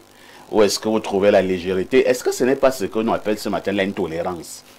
Voilà un acte d'intolérance. Mais c'est clair, c'est voilà. ça. Et je saute. Voilà, parce que moi je ne suis pas intolérant. Moi je suis plutôt tolérant. Alors, un autre message ce matin. Hein. Prenons deux dernières contributions. Que dit ce téléspectateur? Bonjour, Parfait Haïti. Pourquoi moi je ne reverse pas mon désarroi sur les autres? Il y a de cela 3 ans aujourd'hui que j'ai été licencié abusivement dans une grande entreprise de la place sans même mon salaire de fin de mois. Jusqu'aujourd'hui, cette entreprise se bat comme un beau diable pour me priver de ma liberté. Dieu seul est avec moi car les juges essaient de faire du bon boulot. Depuis, rien ne va dans ma vie. Pourquoi je n'insulte pas les autres? C'est Aurore Odedea. Bonne question, Aurore. Un autre message. Bonjour Parfait et à tout ton plateau. S'il vous plaît, j'aimerais savoir si l'honorable Dovaouissa a une base à Guider. Je voudrais la rencontrer. Merci. C'est Dave qui envoie le message. Honorable, vous avez une base à Guider? Oui, j'ai mon cabinet parlementaire à Guider. Voilà. Et qui est visible à l'entrée de la ville. Vous avez donc la réponse. Un autre message ce matin, perfecto, vraiment, pour tout ce que tu fais pour la paix dans ce pays, seul Dieu te donnera ton quoi? Ton salaire. Et je réponds Amen.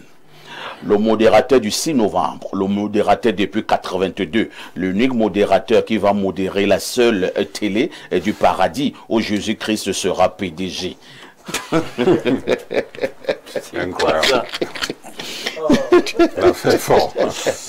C'est la mentalité de l'être humain qui s'est dégradée dans la violence créée par la peur. Tous les moyens sont juste pourvu qu'ils soient efficaces. Machiavel à la violence, et ceci à tous les niveaux.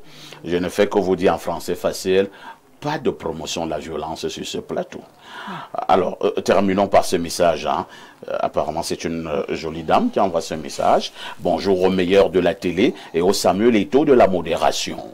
Les ennemis du Cameroun s'enfuiront tous de la même manière. Issa a cru qu'il était vraiment Issa de la Bible. Il a voulu verser du sang, mais pas le sien, celui des Camerounais. C'est en vain. Le voilà qui a poum, honteux et sans dignité, en plus sans ascension, comme Issa. Bref, attendons sagement la prestation du serment du homme qui demain que je n'ai pas voté en plus. Bonne émission à vous les meilleurs. Merci Parfait pour le bon travail. Bon, il faut qu'il arrête avec les comptabilités. À tout de suite pour la suite.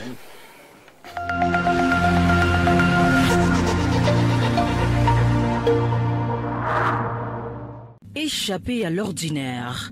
Bienvenue à Bagofit Sun City, votre complexe 4 étoiles au cœur de la forêt équatoriale.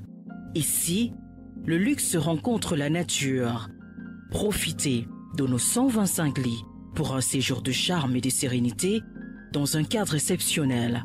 Un lieu d'exception pour vos événements, conférences, banquets. Donnez une nouvelle dimension à vos rassemblements. Laissez-vous emporter par l'action. Football, basketball, des infrastructures modernes dans un environnement unique. Après l'effort, le réconfort. Accordez-vous une pause dans nos espaces bien-être et beauté. Explorez ensuite notre parc écologique. Un havre de paix à Lyon, charme et sérénité. Bagofit Sun City, plus qu'un séjour, une évasion. Réservez votre expérience inoubliable dès aujourd'hui. Téléphone 653 34 77 39 6 21 09 35 64. Écrivez-nous à notre adresse email bagofitsuncity@yahoo.com ou visitez notre site web www.bagofitsuncity.com. En novembre, seulement sur Canal+. On vient de signer Michael Jordan.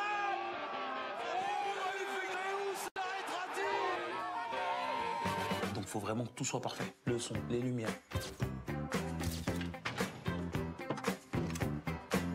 Cinéma, sport, séries et grands spectacles, les cadeaux sont déjà là. En ce moment, réabonnez-vous à votre formule habituelle et profitez de 15 jours à toutes les chaînes ainsi qu'à l'option DSTV English+.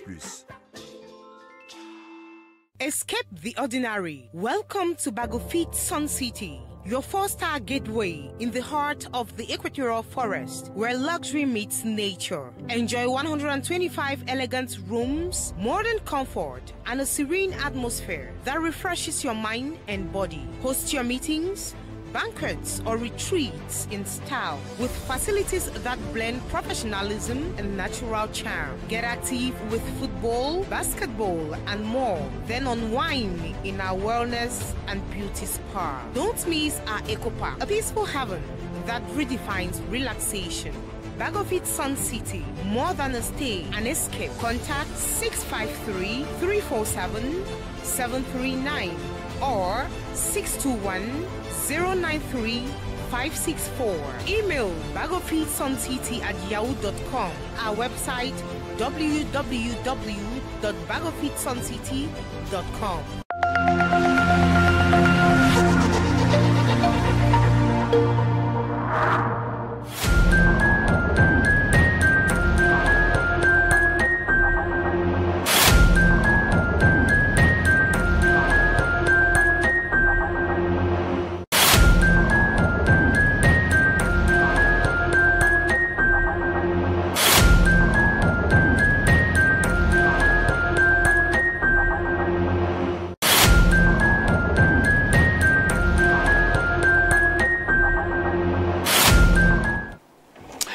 Le Makuma, oh, bonjour. Bonjour Perfecto et merci encore de l'amitié que tu me fais sur ton plateau en transformant légèrement ton plateau en comptoir de... Vraiment, vous l'avez vraiment transformé en comptoir. Hein.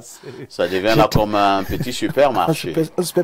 Un bon super petit marché. De toutes les façons, lorsque nous vous recevons tous les matins, c'est pour nous parler de la santé. Ouais. Quoi de neuf ce matin? Oh, parfait. Tu vois que je suis venu avec le King Fimic 24, la solution, ce produit-là qui permet de traiter les problèmes liés au chlamydia.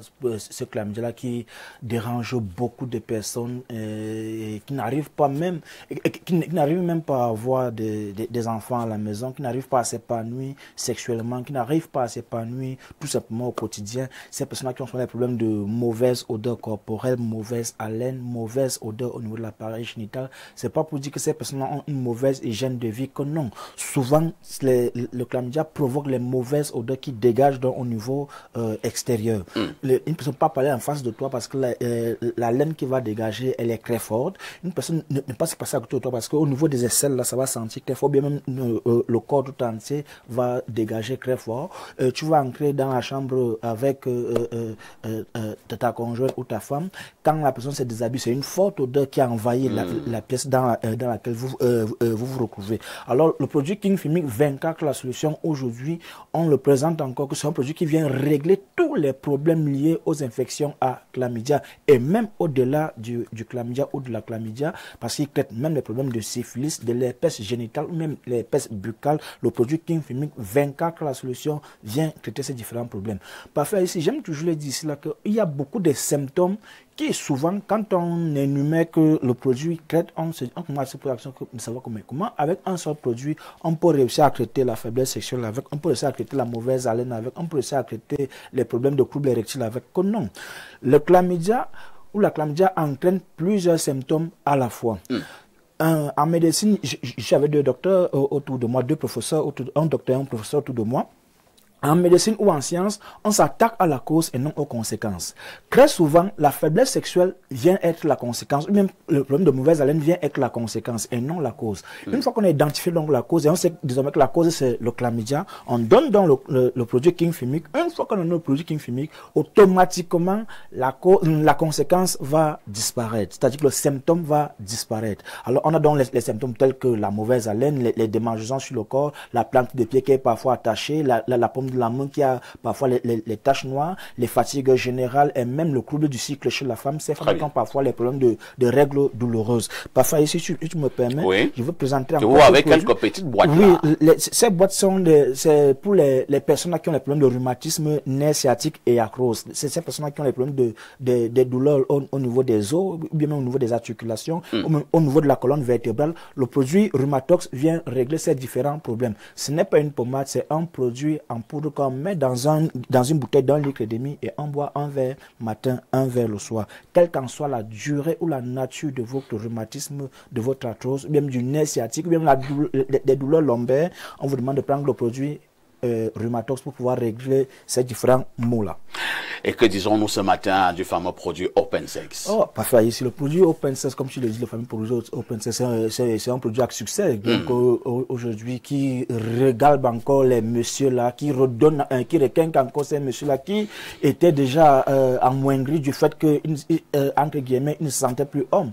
Le produit-là qui permet aujourd'hui d'augmenter la taille et le volume de l'appareil génital de manière naturelle et c'est sans effet secondaire. Nous avons mis 3 formats sur le marché. Il y a le grand format qui augmente entre 4 et 6 centimes d'augmentation. Il y a le moyen format qui augmente entre 2 et 4 centimes d'augmentation et le petit qui augmente entre 1 et 2 centimes d'augmentation. J'aime toujours à leur dire, n'allez pas croire que le grand format est plus efficace que le moyen ou bien que le petit. Non, c'est juste les quantités qui sont différentes. Parce que plus on utilise le produit Open Sex, plus ça va prendre du volume.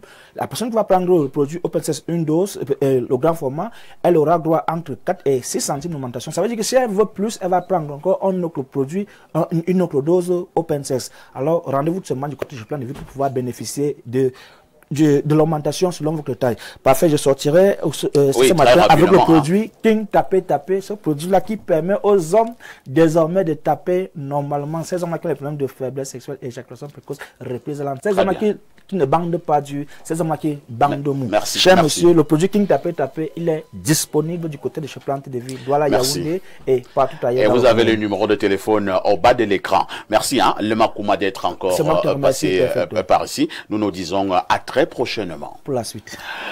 Une touche pause s'impose.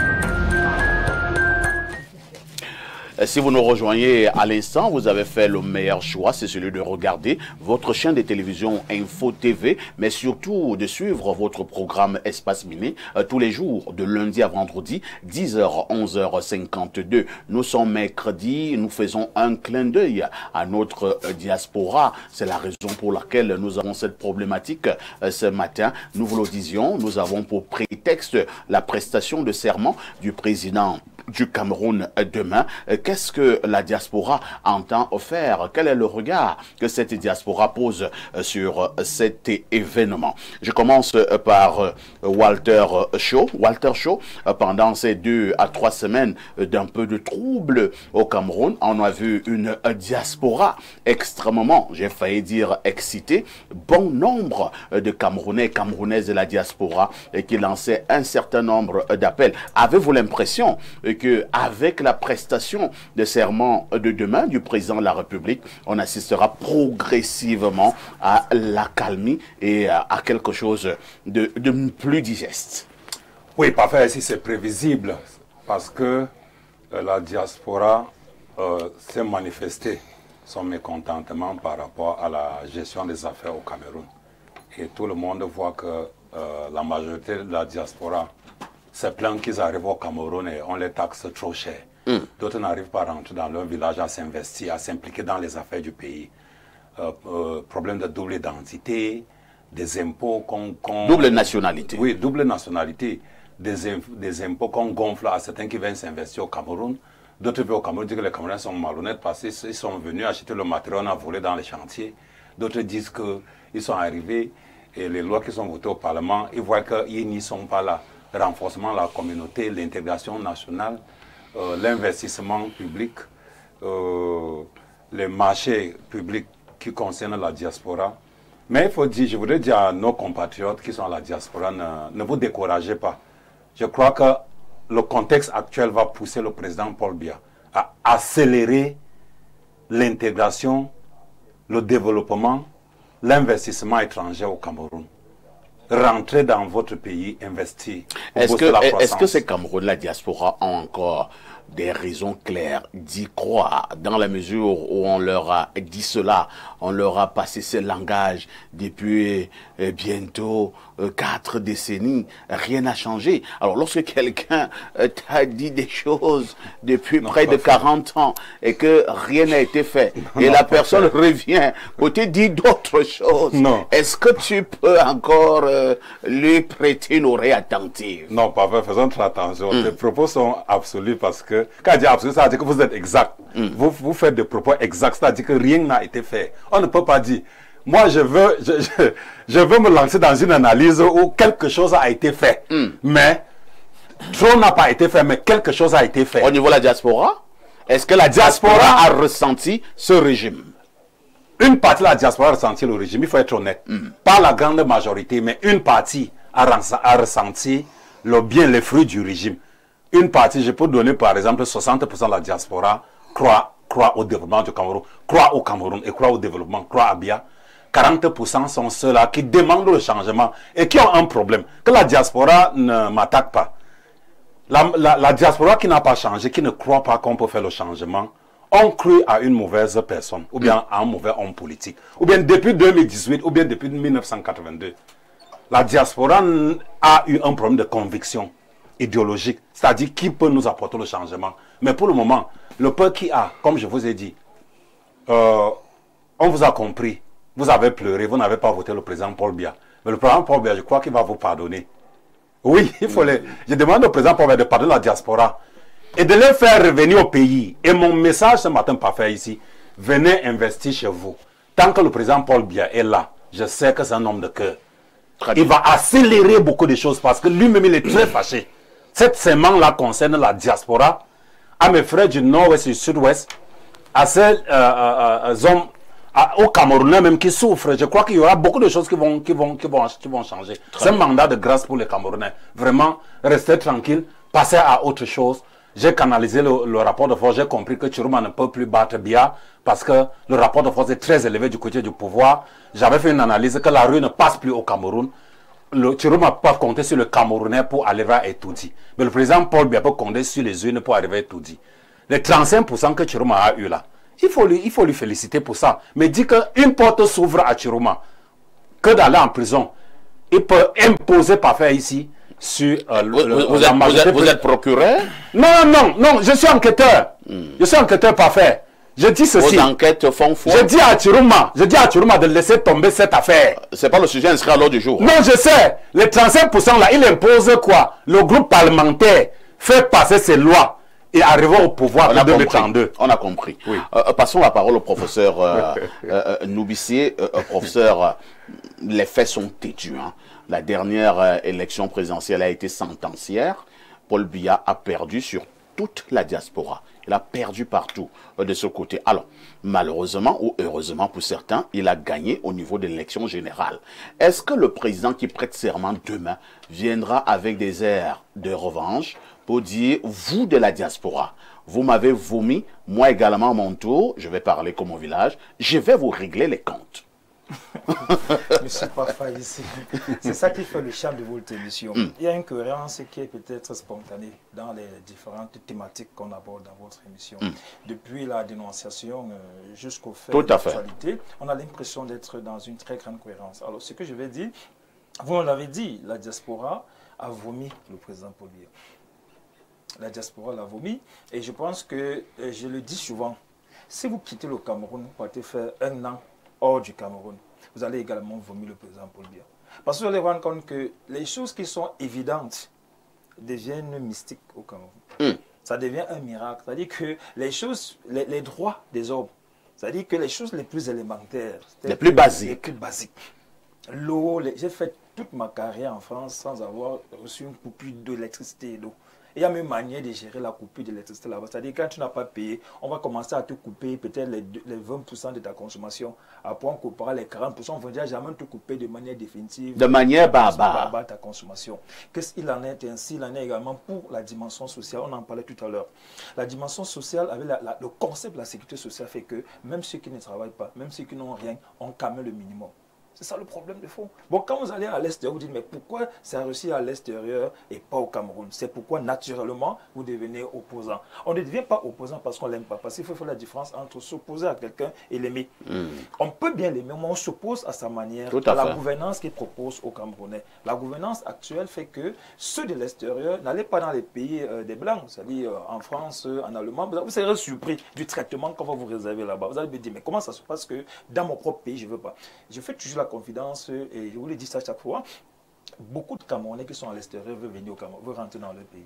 Ça, les statistiques le disent. Chaque fois que j'ai rencontré les Camerounais là-bas, une bonne majorité veut rentrer au pays. Parce que c'est la nature qui le dit. On est toujours bien chez soi. Le pain de l'exil est toujours amer. Hein? Très bien. Alors maintenant, si le président Paul Biya prête serment demain, c'est urgent pour lui d'écouter les signaux, d'écouter les messages qui sont sortis des urnes. Quelle que soit la nature que ces résultats ont pris aujourd'hui, il faut comprendre qu'il y a des signaux. Et il ne doit pas régler les comptes aux gens de la diaspora. Non, il doit parler dans le sens de régler les comptes. Parce qu'un président doit avoir la main tendue. Même pour les catégories qui ne sont pas pour vous. C'est ça la démocratie. Qu'est-ce que c'est même que la démocratie? Est-ce que c'est pour rien qu'on voudrait que celui qui est au pouvoir ait au moins 50% et plus? Parce que ça montre quand même qu'il est au-dessus. Mais quel est son engagement après? C'est de ramener les 49% vers lui.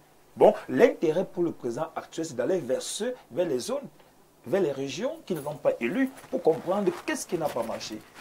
Quelles sont les stratégies à prendre? Et la diaspora, vous l'avez dit, et je suis d'accord avec vous, a voulu le président Paul Biya, doit donc comprendre les cris d'alarme de ces gens-là, qui veulent tout simplement que, lorsqu'ils ont laissé leurs frères ici au Cameroun, qu'ils ne soient plus en train de dépenser massivement pour prendre en charge les besoins élémentaires. Parce que ça, le problème de la diaspora aussi, qu'on les sollicite même pour les problèmes basiques. On les sollicite pour manger, alors que là-bas, il y a les actions sociales pour donner à manger à ceux qui n'en ont pas. Il y a les logements sociaux pour payer le loyer de ceux qui ne peuvent pas. Bon, la diaspora interpelle, la diaspora a parlé, et le président Paul Biya ne doit pas se mettre dans une posture de rivalité, dans une posture dictatoriale, dans une posture beaucoup plus d'écoute. Et leurs problèmes sont connus. L'amélioration des conditions de vie de ceux qu'ils ont laissés ici et les faciliter leur retour au pays. Si le président Paul Biya va dans cette option-là, je suis persuadé d'une chose qui peut être claire, c'est que la diaspora sera de plus en plus tolérante. Honorable Douva Oussa, nous le disions tout à l'heure, hein, le président Paul Biya, lors de la dernière élection au Cameroun, a perdu au niveau de toute la diaspora. Est-ce que le président, comme le dit le professeur Noubissier, ne devrait pas se remettre en cause concernant justement ces Camerounais de l'étranger, à ouvrir un dialogue franc et constructif, se demander qu'est-ce qui n'a pas marché, pourquoi ces enfants de l'extérieur l'ont envoyé, entre guillemets, balader? Merci, parfait. Ici, le mal n'est pas seulement la diaspora, le mal est presque national parce que 49% qui ne s'expriment pas en vous, ça veut beaucoup dire puisque ce n'est pas le score qu'il a toujours eu. Disons 47. Voilà, donc qu'il a toujours eu. Donc la diaspora, comme le disait le professeur aussi, ils ont une autre vision de la gestion de la chose publique, ils ont une autre vision et ils se disent que pourquoi pas chez nous, pourquoi nous on ne peut pas bénéficier de cette expertise-là, pourquoi le gouvernement ne peut pas se rapprocher aussi de nous pour que nous puissions aussi avoir à transmettre ce que nous avons pu acquérir à l'extérieur. Mais je voudrais vous dire qu'au niveau de l'Assemblée nationale, nous avons créé un réseau parlementaire sur la diaspora et qui a approché beaucoup des associations qui allaient vers nos frères de la diaspora pour vraiment comprendre et pour échanger, pour qu'ils puissent comprendre non seulement le fonctionnement même de notre pays et puis aussi et que nous puissions les comprendre. Ce travail est toujours en train d'être fait. Je me dis que c'est un moment aussi pour que le gouvernement puisse prendre en compte ces résolutions qui sortent de ces parlementaires parce que... Est-ce que le gouvernement prête même attention à ce que vous faites même là-bas à l'Assemblée nationale? Justement, ce que je suis en train de dire, c'est le moment. Voilà. Un peu d'enregistrement. Nous avons, au niveau de l'Assemblée nationale, nous avons pris les cornes par la tête, comment on peut le dire? Le taureau par le corne. On est allé vers la diaspora. Il y a plusieurs missions. Chaque année, on a le réseau à l'étranger peut-être 2 ou 3 fois pour rencontrer ceux qui viennent aussi pour pouvoir échanger et pour faire des propositions au gouvernement pour qu'on voit comment la diaspora, parce qu'on a vu la haine, on a vu l'expression depuis 2018, comment la diaspora ne se maintient plus, la diaspora extériorise un certain nombre de choses. Et lorsque vous avez fait, honorable, et lorsque vous avez fait ces propositions au gouvernement, après avoir discuté avec ces Camerounais et Camerounaises de la diaspora, avez-vous eu l'impression que le gouvernement a été attentif? Et pour savoir que le gouvernement a été attentif, est-ce qu'il y a eu un certain nombre de mesures qui ont été prises? Ça a commencé à vouloir prendre la mayonnaise, à un peu pris, mais la diaspora n'a pas été véritablement réceptive parce que nous n'avons pas touché presque toute la diaspora, comme le disait le docteur, qu'un certain nombre de personnes ont déjà compris. Mais il y a encore ceux qui sont encore dans la haine, la rébellion, l'adversité farouche. Mais pour pouvoir changer ça, c'est pas évident, c'est pas du jour au lendemain. Mais donc il faut des éléments forts. Donc il faudrait que, après la prestation de serment, que le chef de l'État prenne en compte cet aspect de ces 47% là. Pourquoi ils se sont exprimés comme ça? 47% on est déjà presque dans la moitié du pays. Ici, on est dans la moitié. C'est alarmant. C'est alarmant. Donc, il faudrait que des mesures, en mettant en place un gouvernement, qu'il tienne compte de qui peut faire quoi, à quel niveau, qui peut faire quoi, qui peut implémenter la politique dont j'ai besoin, qui peut implémenter la politique pour que ces frustrations-là diminuent au plus bas niveau. Donc, voilà le challenge qu'il doit avoir en prêtant serment. Il sache qu'aujourd'hui, les Camerounais en ras-le-bol. Il faudrait que je puisse aujourd'hui sortir par une grande porte en mettant en place des structures qui vont pouvoir mettre le social au devant de la scène. Au centre de la vie des Camerounais. Merci honorable pour ces propositions concrètes. On passe la parole à Alain Douk. Alain Douk, on ne le dira jamais assez, Paul Biya prête serment demain. Que peut-il faire à l'endroit de la diaspora? Paul Biya peut-il encore tenir un langage qui soit audible à l'endroit de nos frères et sœurs partis à l'étranger? En tout cas, il y a 2 possibilités. Si le président Paul Biya a suivi avec assiduité ou s'il a reçu l'essentiel des notes que lui rendent ses services sur le contenu des émissions que tu as modérées ici sur la problématique de la diaspora. Depuis pratiquement 2 ans. Il y a des choses qu'il peut faire. S'il tient compte des résolutions de 2019 au sujet de la diaspora, il peut faire quelque chose. Mais est-ce que c'est maintenant qu'il fera ce qu'il n'a jamais voulu faire par le passé? Parce qu'on a l'impression que c'était une politique délibérément assumée de ne rien faire. Est-ce que c'est donc maintenant qu'il viendra faire quelque chose sur la fin? On a en droit de se poser cette question-là. Et il y a donc une autre possibilité, c'est que lorsqu'on sait qu'en réalité on est là et on ne le doit pas à vous, je suis là, je ne vous dois pas d'être là, je suis indifférent. Et puisque ce que j'ai fait par le passé en ne tenant pas compte de vous, ça marche, je pourrais vous ignorer. Je continue tête baissée à faire tout ce que j'ai toujours fait par le passé. Il y a aussi cette possibilité qu'il ne faut pas ignorer. Donc, dans l'ensemble, sur les 8 millions, c'était combien là? 82 000 d'après le Conseil constitutionnel et poussière, et puis Elecam qui déclarait 8 millions, 10 000. Et, bon. En tout cas, les gars, dans la diaspora, dans ce corps électoral, finalement, on dit, nous, on ne veut pas le monsieur. Maintenant, si c'est un politicien qui est bon dans les opérations de charme, il peut réfléchir maintenant avec ses collaborateurs pour une grande opération de charme. Pour regagner, pour séduire la diaspora. Et cette fois-là, parfait, il ne faut pas qu'on reste simplement dans la propagande. C'est-à-dire, j'entends quoi par là? Les effets de grande annonce. Ah ben non, là, ça va même répugner la diaspora. Et là, frontalement, ils vont continuer à lui dire que non, nous, on est passé à autre chose et ils seront vraiment indifférents. Donc, il faut que ce soit une opération de charme où on matérialise de façon pragmatique, de façon concrète, de façon visible et de façon immédiate un certain nombre de choses. Et, comme je l'ai dit, il y a matière à faire des choses. Eux-mêmes savent ce qu'il y a à faire.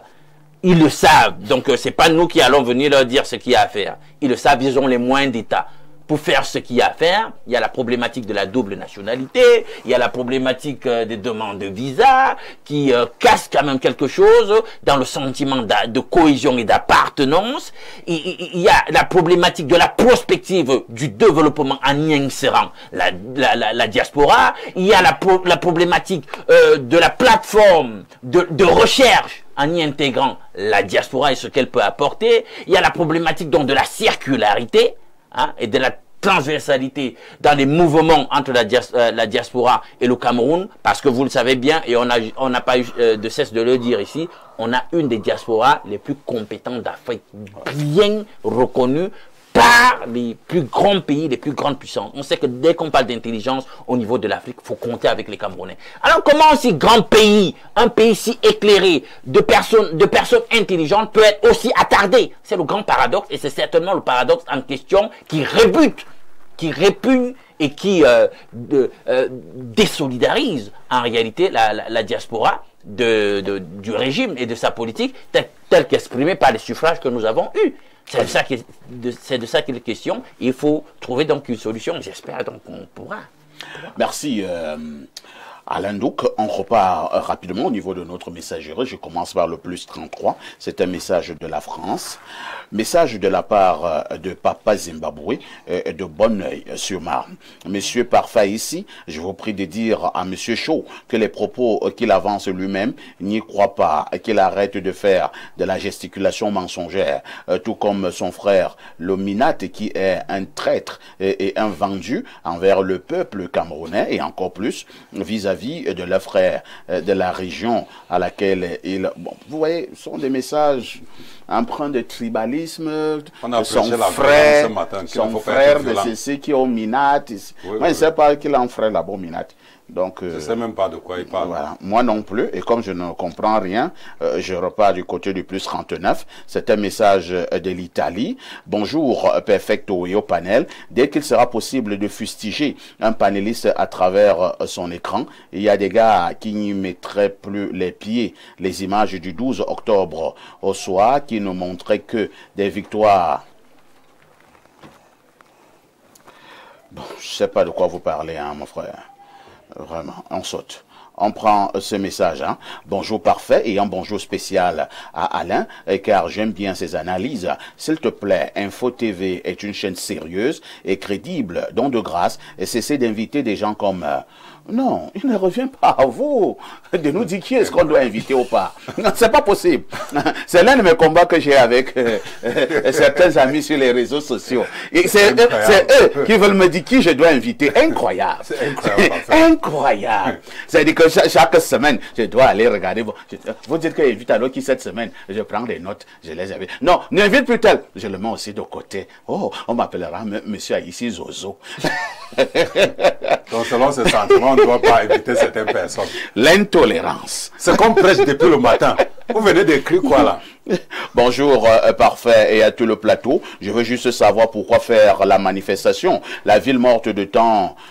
La ville morte quoi? De temps plus que c'est nous les pauvres qui souffrons. Pourtant, rien ne touche les ministres et autres responsables. C'est Djibril Haman depuis le Nord. Un autre message, bonne émission. Les Camerounais soufflent parce que... Peut-être vous voulez dire souffre, hein, parce que le président règne seul. Le comité central n'a jamais siégé, le bureau politique non plus, jamais. Le conseil ministériel, c'est dommage. Je m'attends à rien. C'est Lamachi Anguissa qui envoie ce message. Un autre message, hein. Bonjour Parfait, bonjour, hein. Et la suite, il écrit en allemand, hein. Il écrit en allemand. Guten Tag, lieber Aïssi, wie geht es euch im Panel?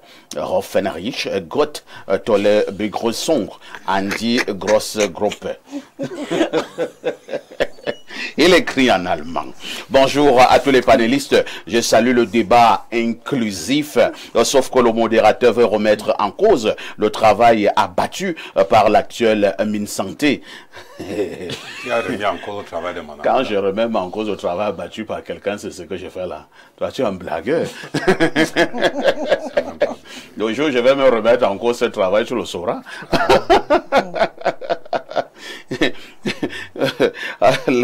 Il dit qu'il est mieux apprécié par rapport à ses prédécesseurs. Il est considéré comme l'un des meilleurs ministres du régime actuel.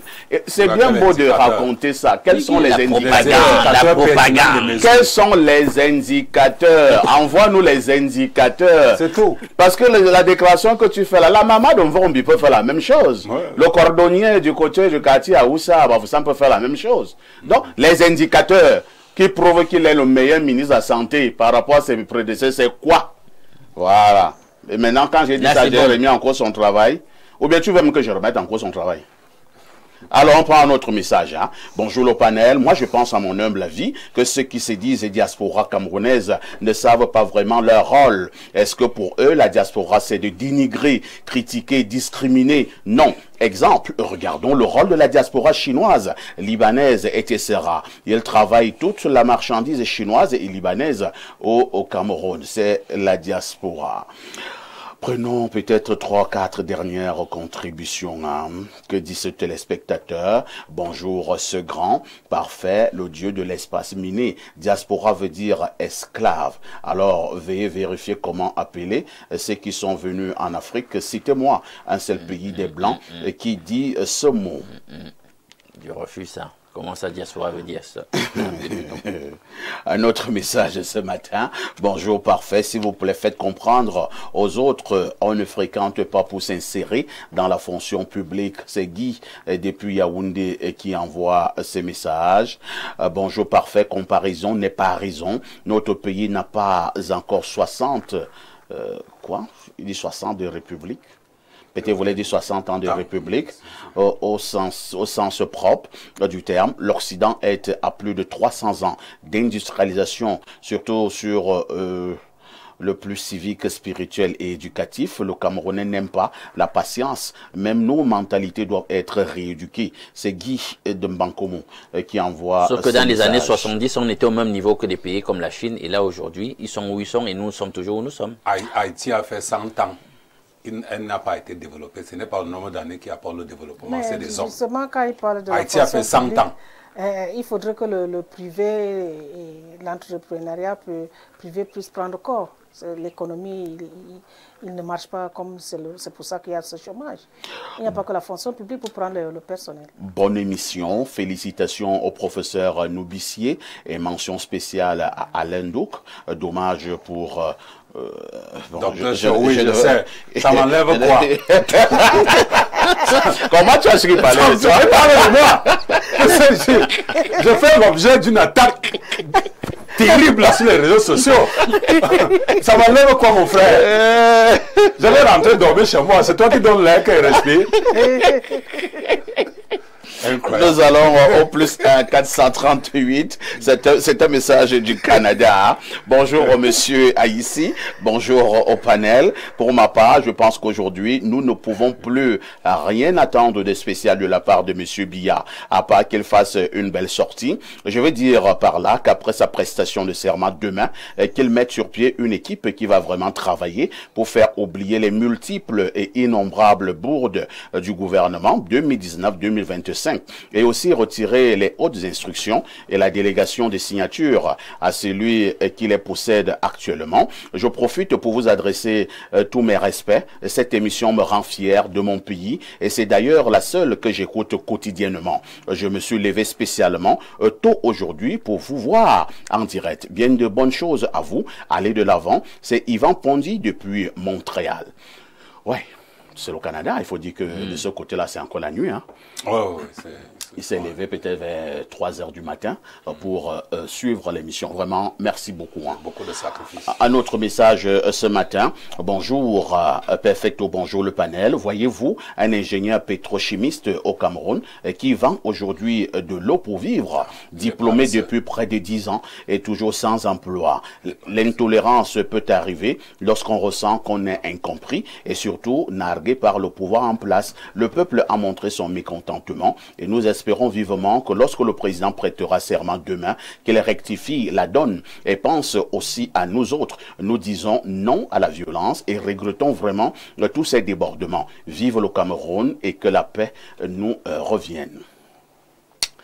Je pars au plus 49, c'est un message de l'Allemagne. Bonjour, parfait Aïssi, bonjour à tout le panel. Le professeur Noubissier a tout dit. Ceci est la preuve que le Cameroun a toutes les espèces dont il a besoin pour faire du Cameroun le meilleur pays au monde. Parfait, nous voulons tous rentrer et investir au pays, mais on a l'impression que nos dirigeants ne veulent pas de nous. Bonne journée à vous. C'est Justin depuis Munich qui envoie donc cette contribution. Je pars au 243. C'est un message du Congo. Beaucoup pensent que la diaspora, c'est seulement la France, hein, les États-Unis, le Canada, on appelle ça le rest of the world. Le reste du monde. Même comme tu es au Tchad, là, tu es la diaspora. Pourquoi vous pensez que le Tchad ne sont pas la diaspora? Moi, je n'aime pas ça. Alors, nous prenons ce message du Congo. Bonjour, monsieur Parfait. Ici, je suis un peu déçu de l'analyse de votre panéliste en blanc et qui prétend être scientifique. Oh, les expressions. Qui prétend. C'est avec ça qu'on voulait le développement au Cameroun. Comment pourrait-il comparer le Cameroun à un État qui a à peine 65 ans, à la France, un État qui a plus de 2 siècles? Conformément au raisonnement scientifique, une comparaison devrait être holistique et s'appesantir sur des critères communs tels que la nature, le volume, l'attitude, l'environnement et les ressources pour ne citer que cela. Comparer le Cameroun à la France est d'une aberration outrancière de la part d'un scientifique. Comparer le Cameroun aux autres pays de la sous-région et par extension d'Afrique subsaharienne, et vous verrez que le Cameroun est une locomotive dans les domaines sociopolitiques, économiques, diplomatiques, ainsi qu'en termes d'éducation. J'ai vécu en Occident et dans plusieurs pays d'Afrique subsaharienne où j'ai travaillé dans des organisations internationales, dans des organismes internationaux, et qu'il a touché du doigt au lieu de rester théorique. Je pense que le professeur vous allez répondre. Hein. Il vous indexe brutalement. Juste dire que en tant qu'enseignant, l'évaluation n'a pas toujours une discordance. C'est-à-dire qu'au jour d'aujourd'hui, nous n'allons pas nous comparer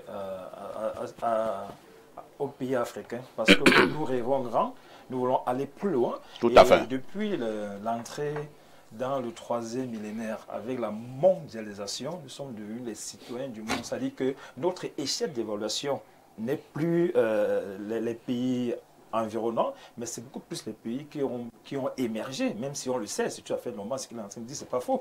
C'est tout à fait normal que comparer le Cameroun à la France, c'est une aberration. Mais le monde d'aujourd'hui, c'est un monde qui est globalisé. Et dans le monde globalisé, nous sommes devenus nous sommes égaux à tous les niveaux. Ce qui se passe ailleurs peut être investi ici. Moi, je prends un cas très simple. On parlait tout à l'heure du système de la tolérance. Est-ce que parce qu'on est en Afrique, on est au Cameroun, on ne devrait pas être tolérant du fait qu'on soit chez les Blancs? Non. La tolérance, nous également, peut implémenter ça ici au Cameroun en tenant compte juste du label camerounais. Parce que ce qui nous manque le plus souvent, c'est le label camerounais. Comment vendre le label camerounais? Et autre chose également, le pays qui prend. Moi, j'ai fait beaucoup de pays également en Afrique. Moi, je suis allé au Kenya, en Côte d'Ivoire. Et quand on arrive là-bas, on ne voudrait pas également comparer. Je le dis toujours avec autorité cette fois-ci. L'ambassadeur français en Côte d'Ivoire disait ceci lors d'une émission. Quand on rentre 15 ans en arrière, le Cameroun avait le même PIB que la Côte d'Ivoire et le Sénégal. Et aujourd'hui, la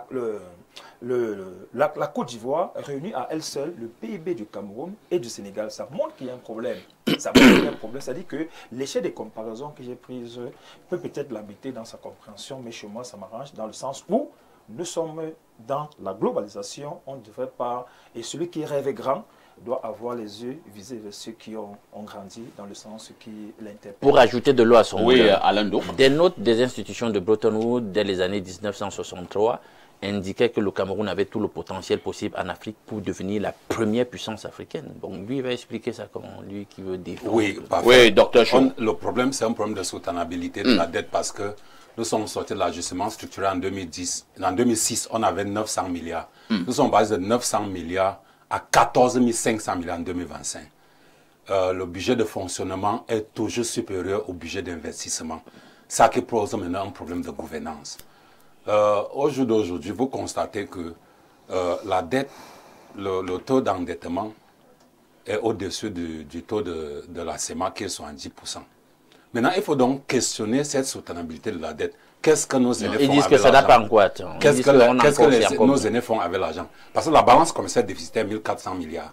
La diaspora qui se plaint, c'est 25% de la croissance économique. Donc la diaspora, c'est un enjeu stratégique pour le régime. Maintenant, quand vous allez au niveau des recettes, les recettes pétrolières, 25%, les recettes douanières, 25%, le reste de l'économie, qui est le secteur informel, ça a beaucoup plus. Chaque année, c'est 3500 milliards. Si l'économie est paralysée, et que les aînés ne rendent pas compte de l'argent qui ont été votés à l'Assemblée nationale, vous comprenez que nous n'avons pas de choix que de taxer les visas pour générer beaucoup de revenus et payer le service de la dette. Et ces devises qu'on dit pour le service de la dette, les devises doivent être venues de l'étranger. Donc on doit taxer l'étranger trop cher. Mais on peut avoir le même niveau de... C'est un aveu d'impuissance, hein. J'espère que vous le savez. C'est un aveu d'impuissance. Le PIB que le professeur mentionne là, oui, le PIB, mais le contexte économique est très compliqué. Lui, pour Moutaza, est en train de négocier un nouveau programme. Pour nous esclavagiser c'est lui qui a initié, de Bretton Woods, le premier programme de 2009 à 2021 qu'il faut féliciter. Moutaza travaille quand même. Non, merci, hein. Merci, docteur Chaud. Oui, il y a également l'honorable. C'est la rigolade qui vous tue. Il y a l'honorable qui va coller un mot à ce petit débat économique qui est né. Mais justement, je voulais dire que il dit qu'il faut absolument comparer le Cameroun avec ses voisins, mais le Cameroun était plus avancé que ses voisins. Donc nous ne pensons pas que quand on va encore faire cette comparaison, on va démontrer comment nous avons reculé des années. Ils veulent qu'on nous compare avec la RCA. Voilà. Donc maintenant, le Cameroun qui était la locomotive aujourd'hui, le Cameroun traîne les pas.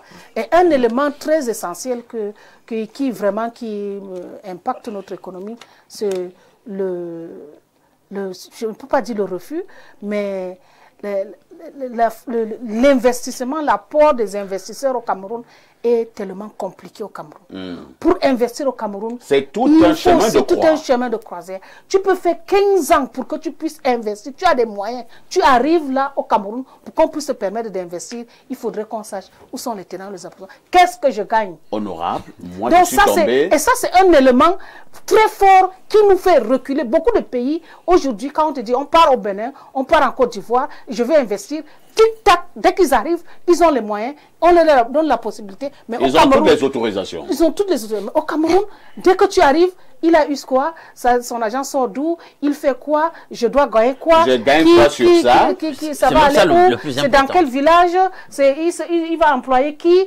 Est-ce que ce n'est pas de l'argent pour aller financer le Onozo? Donc ça fait, tu peux rester là 5 ans, 10 ans, mais tu plies les bagages et tu pars. Et tu vas investir au Togo. Il n'y a pas que ça parfait. Quand vous avez déjà dans un budget où 70% du budget, c'est à entretenir le train de vie pompeux, plantureux, d'une petite bande de gars qui ne pensent qu'à eux, comment siphonner les deniers communs pour aller investir alors qu'on... Vous voulez que ça marche comment? 30% pour l'investissement, c'est sérieux. Tout à l'heure, tout ce qu'il explique, la logistique qu'il veut faire, là, il avoue que ces gars ne savent pas ce qu'ils font. Ou alors qu'ils n'agissent pas pour l'intérêt commun. Avec leur décision de politique économique, ça marche pas. Ça marche pas. Et on passe le temps à vouloir faire ce qui ne marche pas. La vraie folie. Faut changer de paradigme, de modèle. Oh, ils ne sont pas en train de le faire. Vous pensez que les institutions de Bretton Woods sont là pour nos beaux yeux? Vous pensez ça? Ils vont prendre totalement en laisse la totalité du pays. Hein.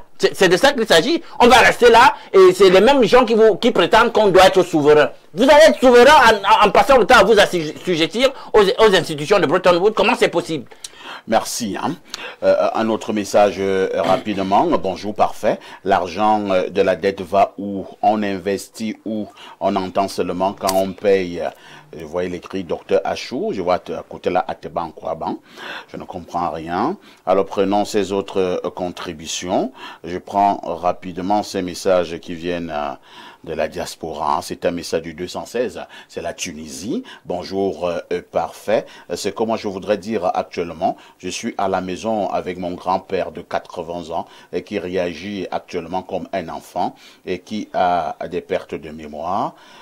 Non, peut-être que ton papa à 80 ans, lui, il a des pertes de mémoire. Moi, j'ai mon papa, lui, il a 87 ans. Il est l'aîné de ton papa, lui, n'a pas de perte de mémoire. Parce que je vois là où tu vas en venir. Tu vois? Et je saute. J'ai fait l'exemple sur moi-même. Mon père a 87 ans. Il n'a pas les pertes de mémoire.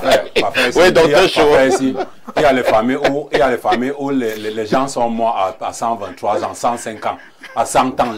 Et dans un village, j'ai vu maman qui va au champ à 100 ans. Donc, il parle de quoi? Les familles n'ont pas les mêmes expériences de vie. Ça, c'est stratégique. Il n'y a même pas de débat. Et quelqu'un me dit ici, c'est un message qui vient du plus 49, c'est l'Allemagne, hein, avec Espace Miné, hein, le monde entier est connecté. Que dit le téléspectateur de l'Allemagne?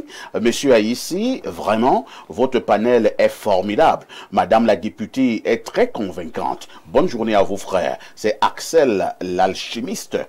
On apprécie Madame l'honorable. Hein. Enfin.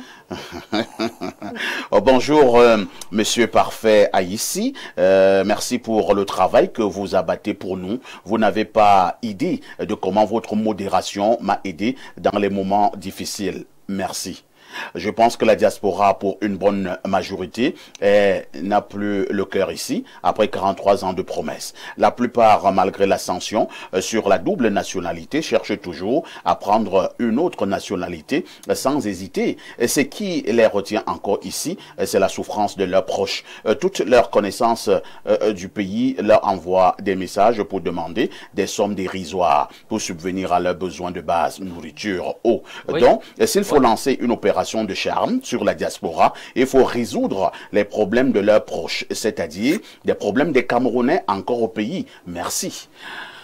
Alors, nous savons que demain, le président Paul Biya parlera d'un certain nombre de choses, mais pour l'instant, nous parlons de la diaspora. Alors, le président Paul Biya peut par exemple promettre quoi? Sur ce plateau, professeur, nous avons passé le temps à faire la proposition au président de mettre sur pied tout un département ministériel dédié à la diaspora.